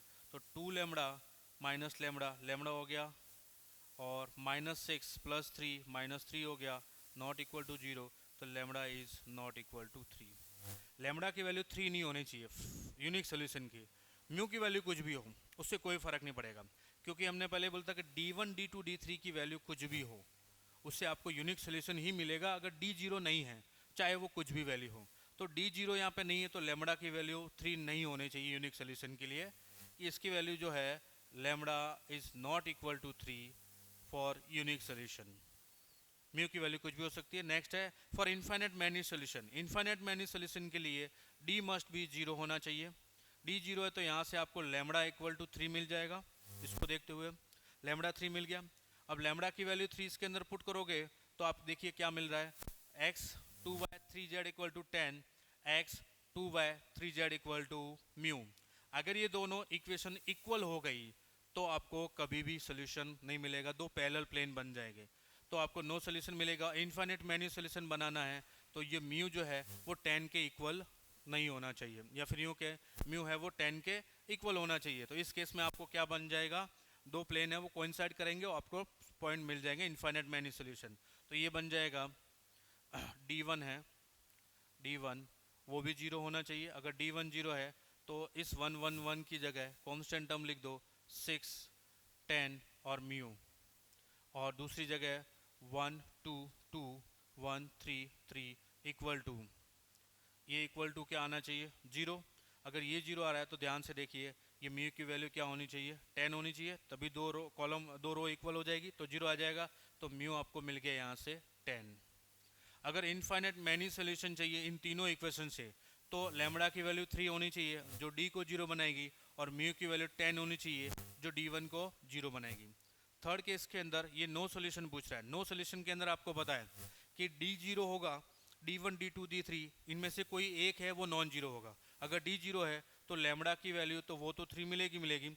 अगर म्यू की वैल्यू भी 10 मिल गई तो इनफाइनाइट मैनी सोल्यूशन बन जाएंगे। तो म्यू की वैल्यू क्या नहीं होनी चाहिए, 10 नहीं होनी चाहिए। ये इस तरह से आप लोगों ने लैम्बडा और म्यू की वैल्यू बता दी अकॉर्डिंग टू इनके solution. Nature of solution unique solution है तो लैम्बडा 3 नहीं होना चाहिए, म्यू कुछ भी हो। अगर नो सोल्यूशन है तो लैम्बडा 3 होना चाहिए और म्यू 10 नहीं होना चाहिए, इसके अलावा कुछ भी हो सकता है। इनफाइनाइट मैनी सोल्यूशन तो लैम्बडा 3 होना चाहिए और म्यू 10 होना चाहिए।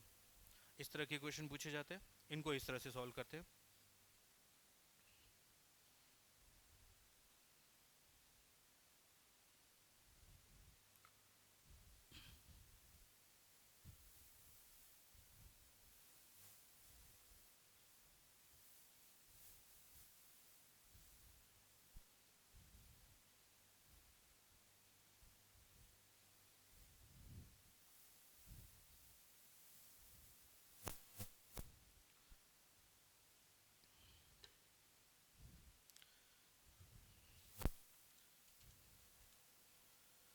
चलिए नेक्स्ट क्वेश्चन है, if if 2ax minus 2y plus 3z equal to 0, x plus ay plus 2z equal to 0 and 2x plus az 2x plus az equal to 0 have a non-trivial solution,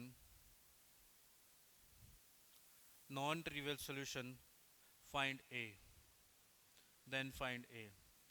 इस तरह की question पूछेगा। अब देखिए, अब हम पहुंच गए हैं होमोजीनियस पे। होमोजीनियस के दो ही केस बनते हैं, या तो ट्रिवियल या नॉन ट्रिवियल। ट्रिवियल है तो D non zero, non trivial है तो डी जीरो। इस केस में आपको पहले बोल दिया कि नॉन ट्रिवियल सोल्यूशन है, तो हमें करना क्या है, डी डिटर्मिनेंट डी को जीरो पुट करना है। डी को जीरो पुट करने पे आपको जो भी पूछा है वो आपको मिल जाएगा, तो इसका सोल्यूशन हो जाएगा। इस तरह के क्वेश्चन को हम लोग ऐसे सॉल्व करते हैं, डी इक्वल टू जीरो, तो डी आपका बन जाएगा 2a माइनस 2 3 1 a 2 2 0 a। ये क्या होना चाहिए, जीरो, मस्ट बी जीरो। इसको एक्सपांड किया तो 2a into first row first column remove a square minus zero, a square minus zero, ये minus minus plus 2 first row और second column remove 1 into a minus 4, a minus 4 plus 3 first row third column remove 1 into zero minus 2a, zero minus 2a, ये होना चाहिए zero. यहाँ से मिला 2a cube plus 2a minus 8 minus 6a equal to zero. ये बना 2a cube minus 4a minus 8 equal to जीरो। 2 से डिवाइड किया तो a cube minus 2a minus 4 equal to zero. अब देखिए, हमें a की वैल्यू फाइंड करनी है। क्या क्या वैल्यूज हो सकती है a की, तो सबसे पहले हम लोग चेक करें क्या a की वैल्यू 2 इसको सेटिस्फाई करती है। 2 का क्यूब 8 हो गया, 2 इंटू 2 4, माइनस 4 और माइनस 4 माइनस 8, 8 माइनस 8 इसको सेटिस्फाई करेगा, मतलब a इक्वल टू 2 इसका एक सोल्यूशन है। इसका एक सोल्यूशन है तो हम उसको इस फॉर्म में कन्वर्ट करते हैं, a cube minus 2a square लिखा, माइनस 2a स्क्वायर लिखा है तो प्लस 2a लिखना पड़ेगा, प्लस 2a लिखा है तो हमारे पास माइनस 2 है तो माइनस 4a लिखना पड़ेगा, माइनस 4a लिखा है सॉरी माइनस 2a स्क्वायर तो plus 2a square, plus 2a square तो माइनस 4a, माइनस 4a यहाँ पे क्या लिखना पड़ेगा, 2a स्क्वायर, 2a स्क्वायर इसमें से 2a कॉमन तो माइनस 2a कॉमन तो a माइनस 2, तो 4a आना चाहिए, 4a इधर 4a माइनस 4a और अपने पास क्या था माइनस 2a, तो प्लस 2a करना पड़ेगा, प्लस 2a और ये माइनस 4 इक्वल टू 0। यहाँ से इन दोनों में से a स्क्वायर कॉमन तो a माइनस 2, इन दोनों में से 2a कॉमन तो a माइनस 2 और इन दोनों में से 2 कॉमन तो a माइनस 2 इक्वल टू 0। इन सभी में से a माइनस 2 कॉमन, पीछे बचेगा a square plus 2a plus 2 equal to 0। यहाँ से हमें a की वैल्यू 2 मिल सकती है और a square plus 2a plus 2 equal to 0। आपको पता है इसका कोई सोल्यूशन नहीं मिलने वाला, क्योंकि इसका discriminant d b square minus 4ac, 4 minus 8 negative है, d नेगेटिव है, तो इसका कोई सोल्यूशन नहीं मिलेगा। तो आपको a की वैल्यू क्या मिल जाएगी, 2। तो a की वैल्यू 2 के लिए इस तरह के होमोजीनियस सिस्टम ऑफ इक्वेशन के नॉन ट्रिवियल सोल्यूशन बनेंगे। नॉन ट्रिवियल सोल्यूशन पूछा है, डिटरमिनेंट डी जीरो कर दो, जो भी आपको कांस्टेंट पूछा है वो फाइंड कर लो। इस तरह से कुछ इस तरह के क्वेश्चन पूछे जाते हैं। नेक्स्ट है, आज हम लोग इससे रिलेटेड जितने भी क्वेश्चन, जितने टाइप के क्वेश्चन जेई के अंदर पूछे जाते हैं वो सारे टाइप के क्वेश्चन सॉल्व करते हैं, ताकि आपके कम से कम डाउट रहे।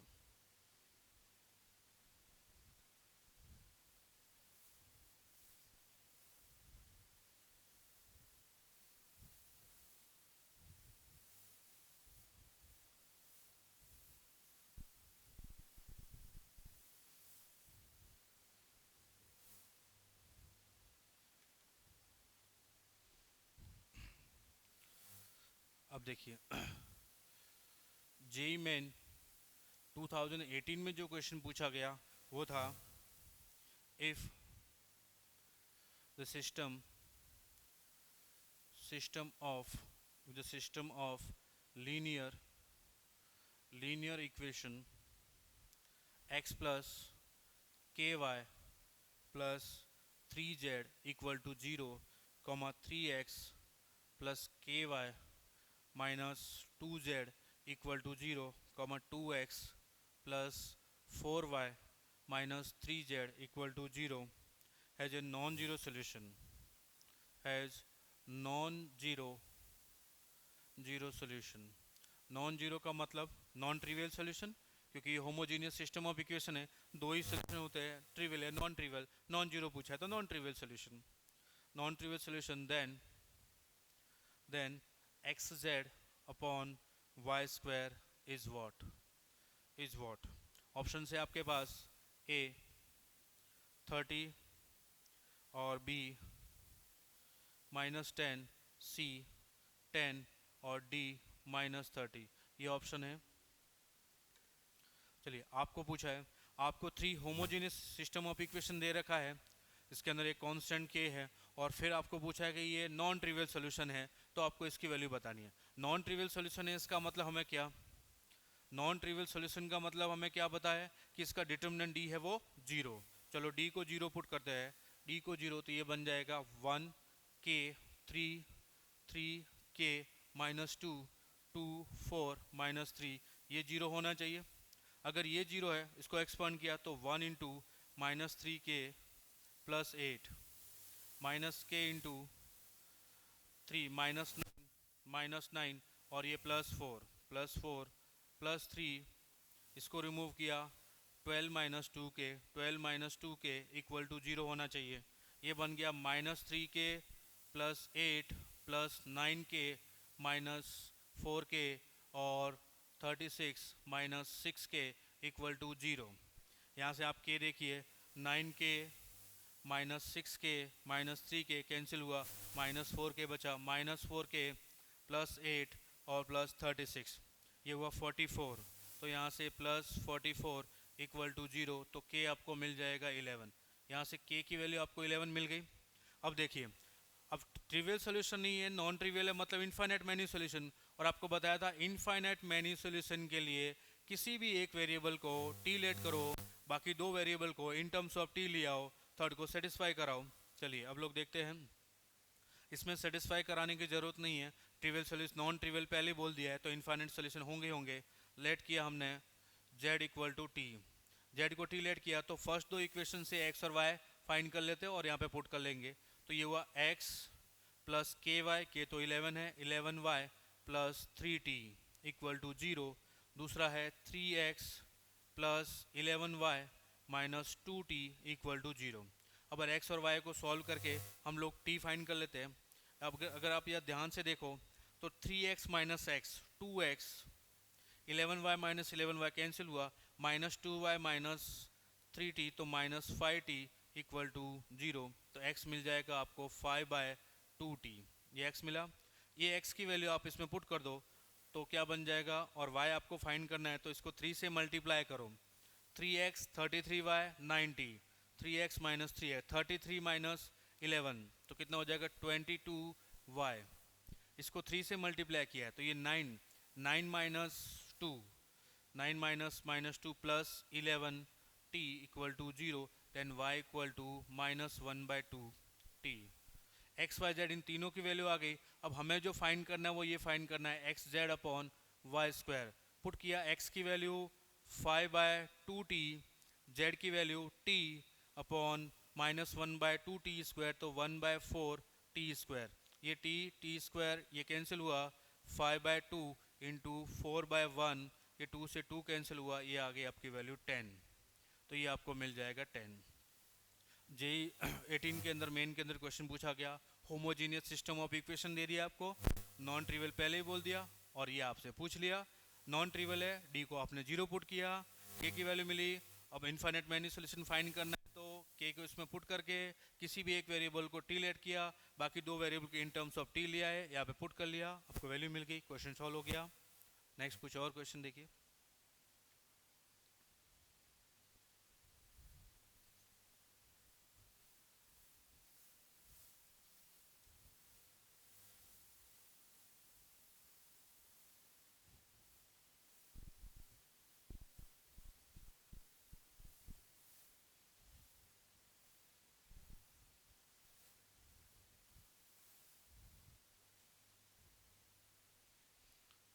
नेक्स्ट क्वेश्चन जो है वो 2017 के अंदर पूछा गया, बहुत ही अच्छा क्वेश्चन है।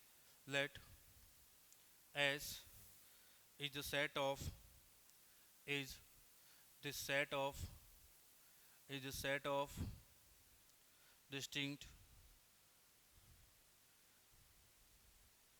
distinct value of b for which the following the following the following system the following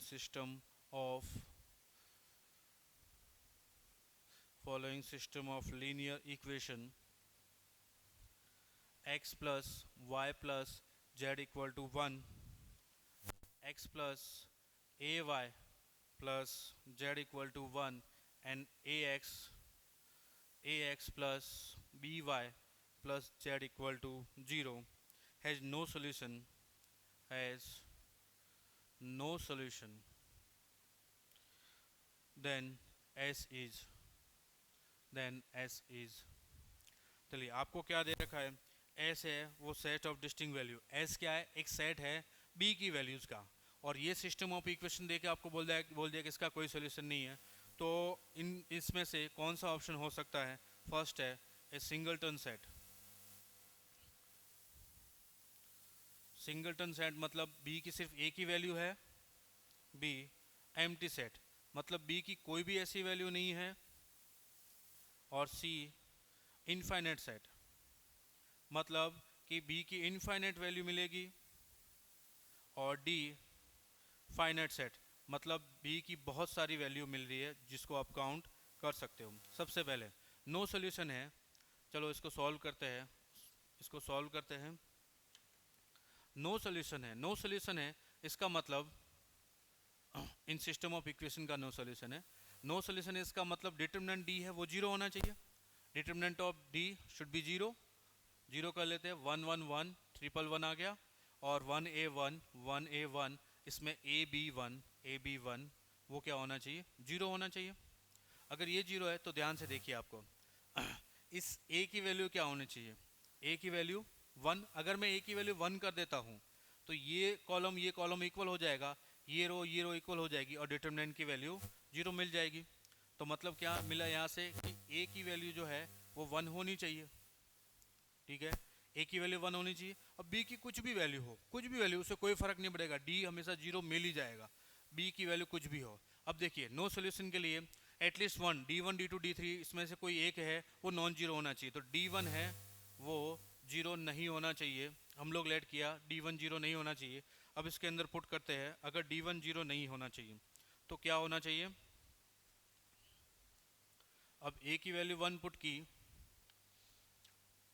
D1 है, अब D1 फाइंड कर लेते हैं क्या मिल रहा है। ए की वैल्यू 1 पे D1 इक्वल टू मिलेगा आपको 1 1 और 0 1, ए की वैल्यू भी 1 मिली, 1 B 1 1 1, DB क्या मिला आपको 0। D2 देखा, D2 के लिए फर्स्ट कॉलम तो वही रहेगा 1 1 1, ए की वैल्यू 1 पुट की है। सेकंड के लिए 1 1 0 1 1 1, क्या ये भी जीरो आएगा, D2 भी जीरो। D3 चेक किया तो क्या आ जाएगा 1 1 1 1 1 B और 1 1 0, इसकी वैल्यू भी जीरो।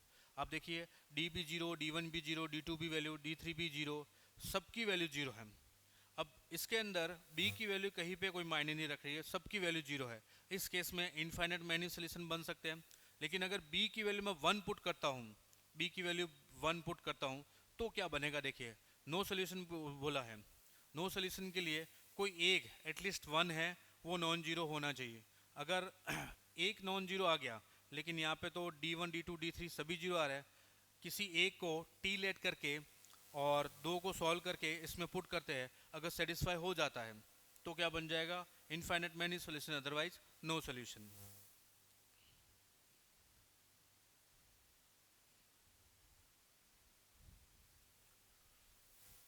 इसको मैं रब करता हूँ ये वाला,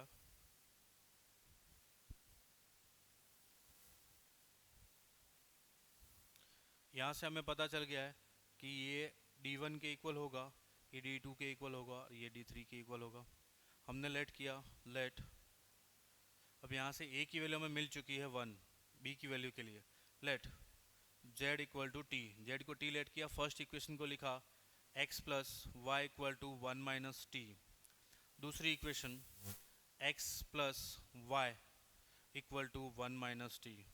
अब ये दोनों तो इक्वल आ रहे हैं। थर्ड इक्वेशन भी x a की value 1 plus b y equals to minus of t. अब ध्यान से देखिए, नो सोल्यूशन चाहिए तो इन दोनों को सॉल्व करके x और y की value in terms of t यहाँ पे लिखते हैं, ये सेटिस्फाई करता है। तो अगर b की वैल्यू 1 लिखता हूँ, इफ़ b इक्वल टू 1, तो ये क्या बन जाएगा, x plus y equal to minus t. x plus y equal to minus t है तो y की वैल्यू मिल जाएगी माइनस एक्स माइनस टी। ये y की वैल्यू यहाँ पे पुट कर देता हूँ तो मुझे x मिल जाएगा। इस केस में x minus T equal to 1 minus T. Y की जगह लिखा माइनस एक्स माइनस टी, ये x से x कैंसिल हुआ, ये माइनस टी कैंसिल हुआ, 1 इज़ नॉट इक्वल टू 0। 1 कभी 0 हो सकता, नहीं हो सकता। तो केवल एक ही केस ऐसा है कि b की वैल्यू 1 पुट करोगे तो उस केस में आपको इसके इनफाइनाइट मैनी सोल्यूशन नहीं मिलने वाले, नो सोल्यूशन मिलेगा। अब आपने चेक किया, आपको क्या non homogeneous system of equation दे दिया, नो सोल्यूशन ये दे दिया, और आपको बोला है b की वैल्यू का एक सेट है, तो वो सेट क्या क्या हो सकता है। आपने क्या किया, पहले d फाइंड किया, d नॉन जीरो आ जाता, यूनिक सोल्यूशन बन जाता। d जीरो आ गया तो आपने d1 d2 d3 सभी चेक किए तो इनफाइनाइट मैनी सोल्यूशन भी हो सकता है और नो सोल्यूशन भी हो सकता है। इसके लिए आपने a की वैल्यू तो 1 फाइंड कर ली d से, फिर z equal to T put किया और फाइंड किया, देखा कि b की वैल्यू 1 पे इसके इनफाइनाइट मैनी सोल्यूशन नहीं बन रहे हैं, नो सोल्यूशन बन रहे हैं, तो b की सिर्फ a की वैल्यू जो इसको सेटिस्फाई करेगी 1, तो इसका क्या बन जाएगा, सेट एस है वो सिंगलटन सेट बन जाएगा। नेक्स्ट कुछ और क्वेश्चंस है।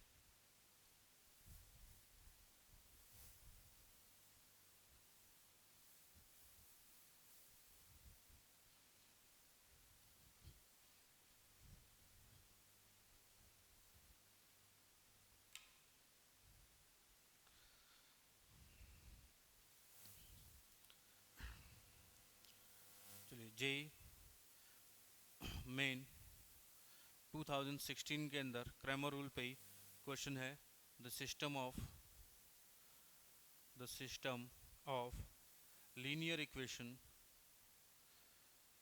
Equation x plus lambda Z minus lambda Y minus Z equal to 0, comma lambda X minus Y minus Z minus Z equal to 0 and x plus y minus lambda z equal to 0 has a non-trivial solution for किसके लिए, a option है आपके पास 1 value of lambda, B option है आपके पास, B option आपको given है 2 वैल्यूज ऑफ लैम्बडा, और सी ऑप्शन है 3 वैल्यूज ऑफ लैम्बडा, और डी ऑप्शन है आपके पास infinite many value of lambda. देखिए, जेई में इस तरह के बहुत ही सिंपल क्वेश्चन पूछे जाते हैं, क्रैमर रूल को यूज़ करते हुए हम इनको जितना जल्दी हो सके उतना जल्दी सॉल्व कर सकते हैं। ये नॉन होमोजीनियस है, नॉन ट्रिवियल सोल्यूशन मतलब साफ है कि डिटरमिनेंट है डी, वो 0 होना चाहिए। डिटरमिनेंट और डी को 0 पुट कर देते हैं, फिर चेक कर लेते हैं कि लैम्बडा की कितनी वैल्यू मिलेगी, उस हिसाब से हम ऑप्शन चूज़ कर लेंगे। तो इसके सोल्यूशन के लिए डिटरमिनेंट डी है वो 0 होना चाहिए। डिटरमिनेंट डी आपको मिल जाएगा 1 lambda minus 1 lambda minus 1 minus 1 1 1 minus lambda, determinant 0 होना चाहिए। एक्सपांड किया 1, ये रो कॉलम रिमूव किया तो लैम्बडा प्लस 1 आया, माइनस लैम्बडा, ये रो कॉलम को रिमूव किया तो माइनस लैम्बडा स्क्वायर प्लस 1 मिला, माइनस 1, ये रो कॉलम रिमूव किया, लैम्बडा प्लस 1 वो 0 होना चाहिए। ये बना lambda plus 1 plus lambda cube minus lambda minus one equal to zero. ये लेमड़ा और माइनस लेमड़ा कैंसिल हो गया, वन और माइनस वन कैंसिल हुआ, lambda cube minus lambda equal to zero, lambda common तो lambda square minus one equal to zero. Lambda की कितनी value मिलेगी, एक तो जीरो, एक वन, एक minus one, three values of lambda. तो आपको यहाँ से लेमड़ा की थ्री वैल्यूज मिलेगी। बहुत ही सिंपल सा क्वेश्चन जेईई मेन के अंदर। कुछ और क्वेश्चन है?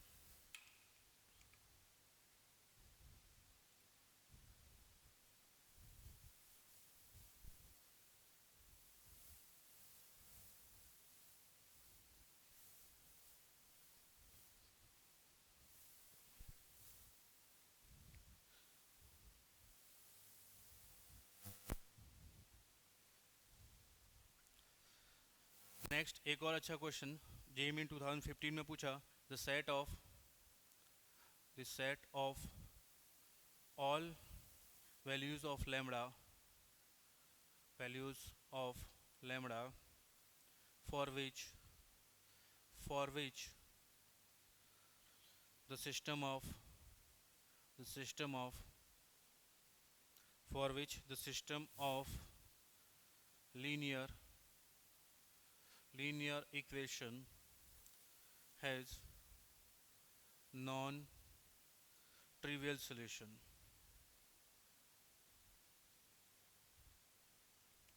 लैम्बडा की सभी वैल्यूज़ के लिए नॉन ट्रिवियल आपको पता ही है क्या होना चाहिए।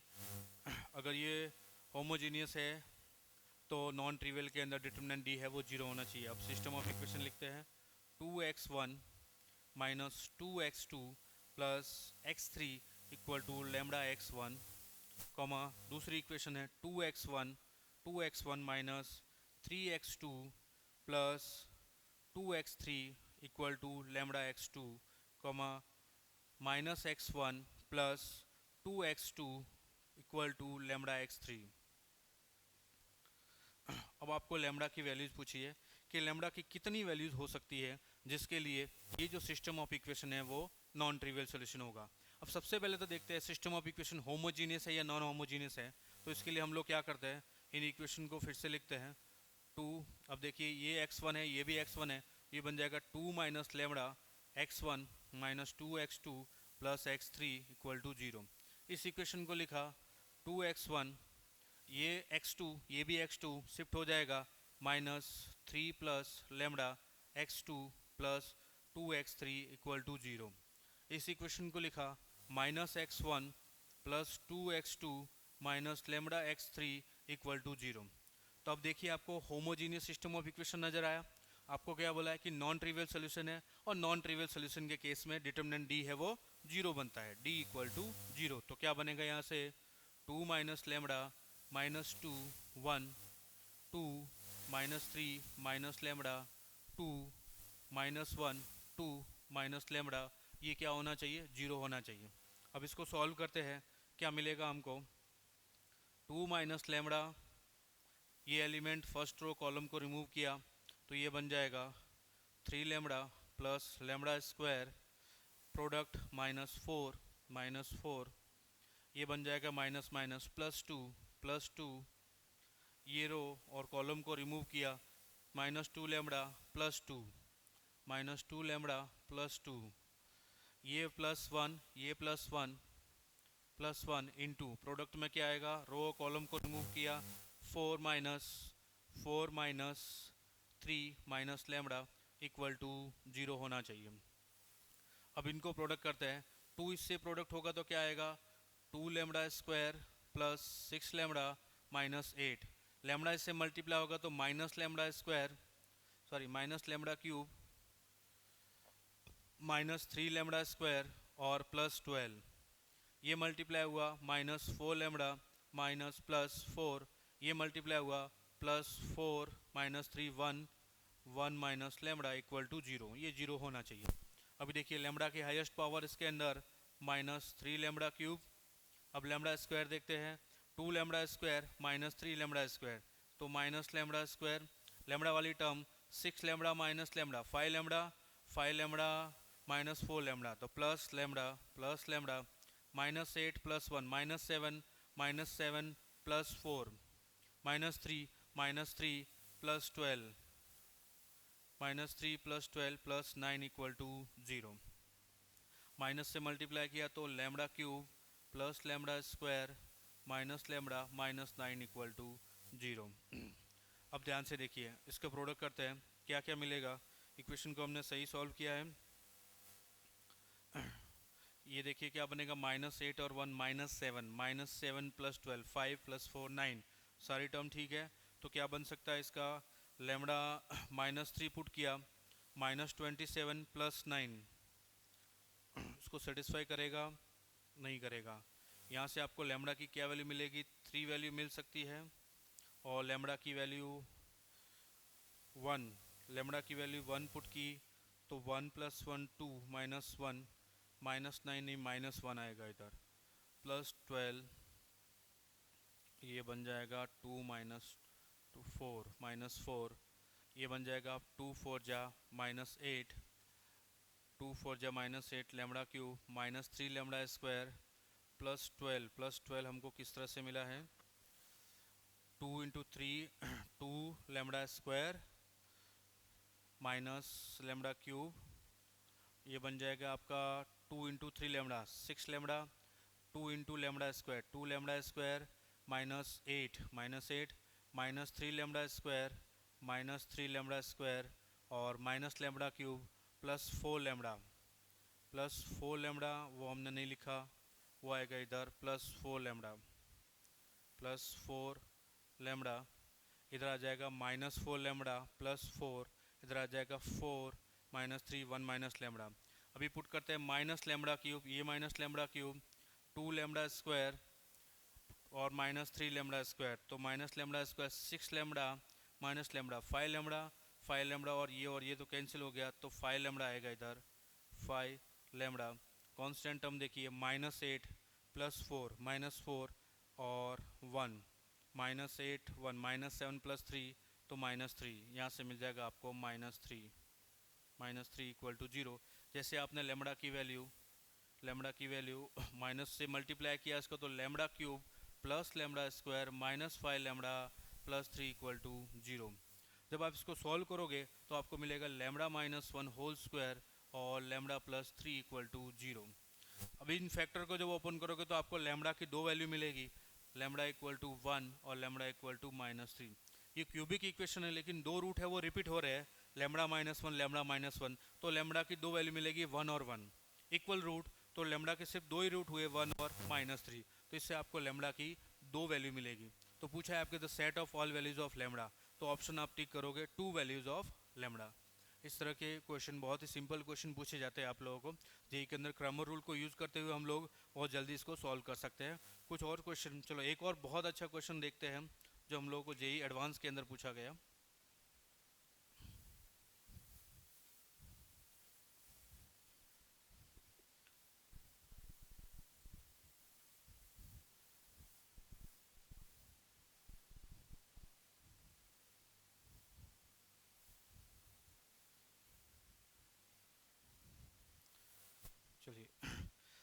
चलिए आज की क्लास का हम लोग लास्ट क्वेश्चन करते हैं।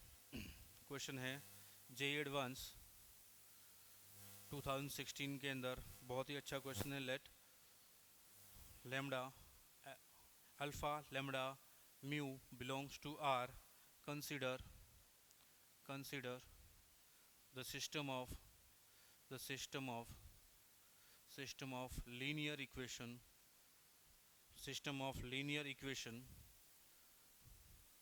alpha x plus 2y equal to lambda comma 3x minus 2y equal to mu. Which of the following system which of the following which of the following statements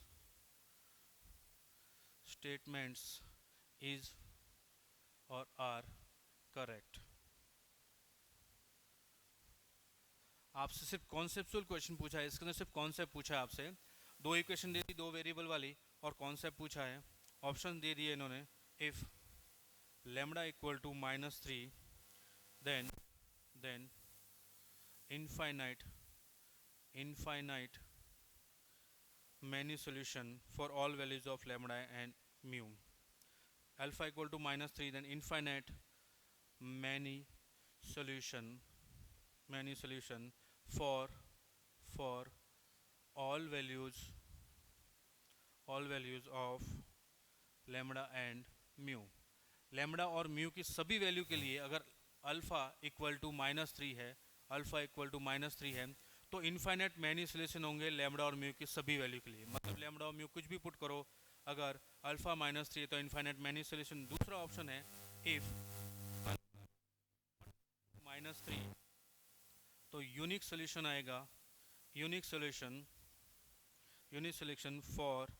for all values of lambda and mu.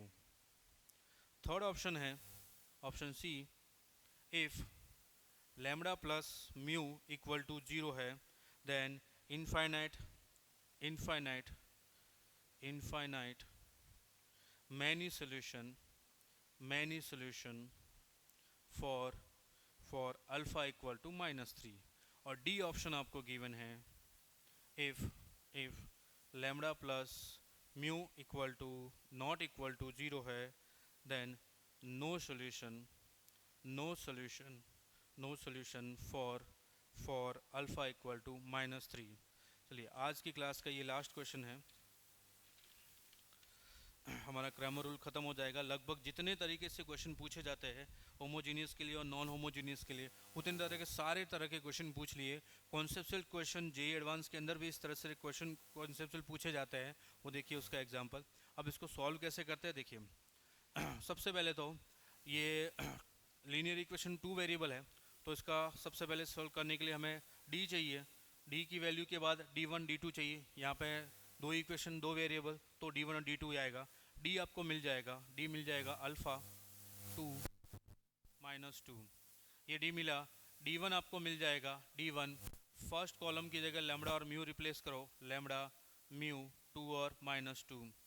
और d2 आपको मिल जाएगा, पहले इसको solve कर लेते हैं। Solve किया, ये बन जाएगा -2 अल्फ़ा और -6।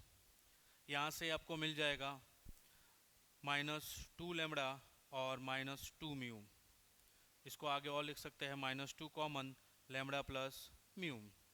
अब d2 ढूंढते हैं। d2 हमें मिल जाएगा, d2 सेकंड कॉलम को रिप्लेस करो, तो फर्स्ट कॉलम तो अल्फ़ा 3, सेकंड कॉलम हो जाएगा लैम्बडा म्यू।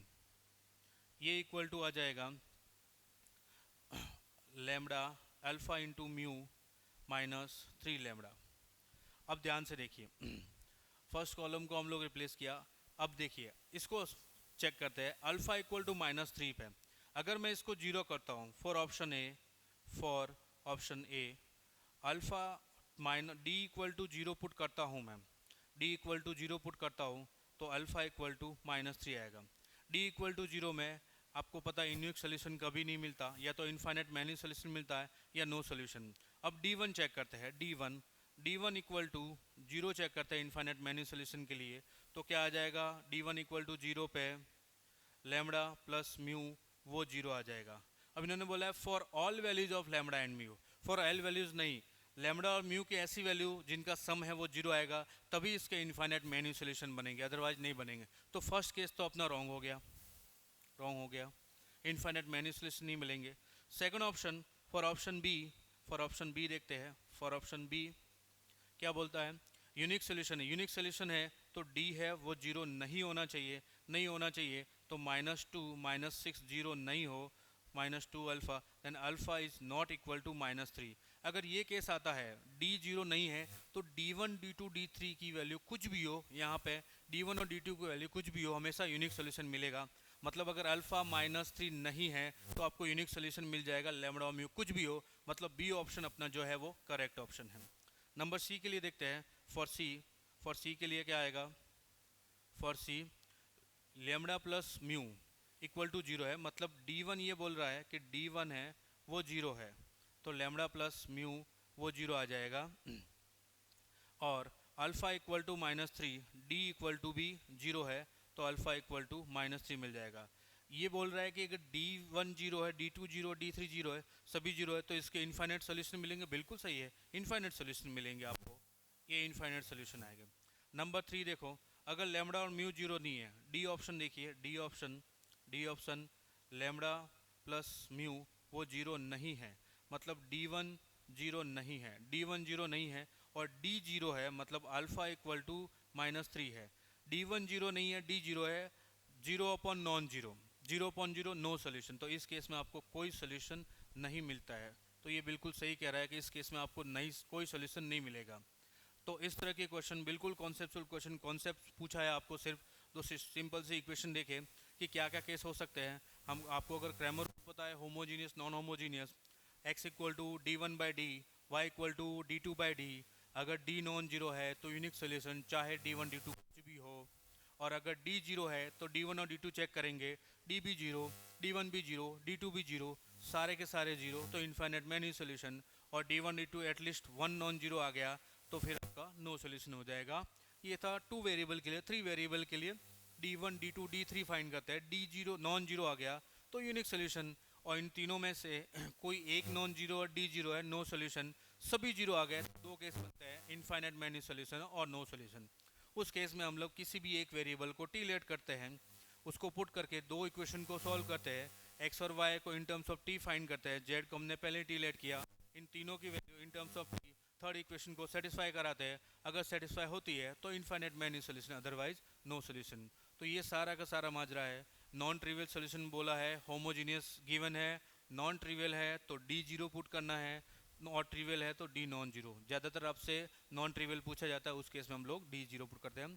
तो ये क्रैमर रूल से रिलेटेड कॉन्सेप्ट था, उनके डेरिवेशन थे और कुछ क्वेश्चंस थे, ऐसे क्वेश्चन जो जेई के अंदर पूछे गए, ऐसे क्वेश्चन जो कॉन्सेप्चुअल क्वेश्चन है। इससे तो अपना ये टॉपिक ख़त्म होता है और यहाँ पे अपना डिटर्मिनेंट चैप्टर भी ख़त्म होता है। नेक्स्ट क्लास से हम लोग स्टार्ट करेंगे कॉन्टीन्यूटी। कॉन्टीन्यूटी बिल्कुल बेसिक्स से स्टार्ट हो गए, हम लोग बेसिक्स पहले पढ़ेंगे, बिल्कुल उसके कॉन्सेप्ट, फिर बोर्ड में किस तरह से क्वेश्चन पूछे जाते हैं, किस तरह से लिखना है, पूरा पहले 1-2 लेक्चर हम बोर्ड वाले करेंगे, उसके बाद जेई मेन वाले, जेई एडवांस वाले, सारा का पूरा लास्ट तक एडवांस तक पूरा कवर करेंगे। उसके बाद डिफरेंशिएबिलिटी, बिल्कुल वैसे ही, बिल्कुल बेसिक बोर्ड का कॉन्सेप्ट, बोर्ड के क्वेश्चन कैसे लिखने हैं, कैसे पूछे जाते हैं, फिर जेई वाला, मेन वाला और एडवांस वाला, और फिर डिफरेंशिएशन। इस तरह से 5th चैप्टर अपना कम से कम 10 से 11 लेक्चर के अंदर वो भी ख़त्म हो जाएगा। तो आज के लिए हम लोग इतना ही करते हैं।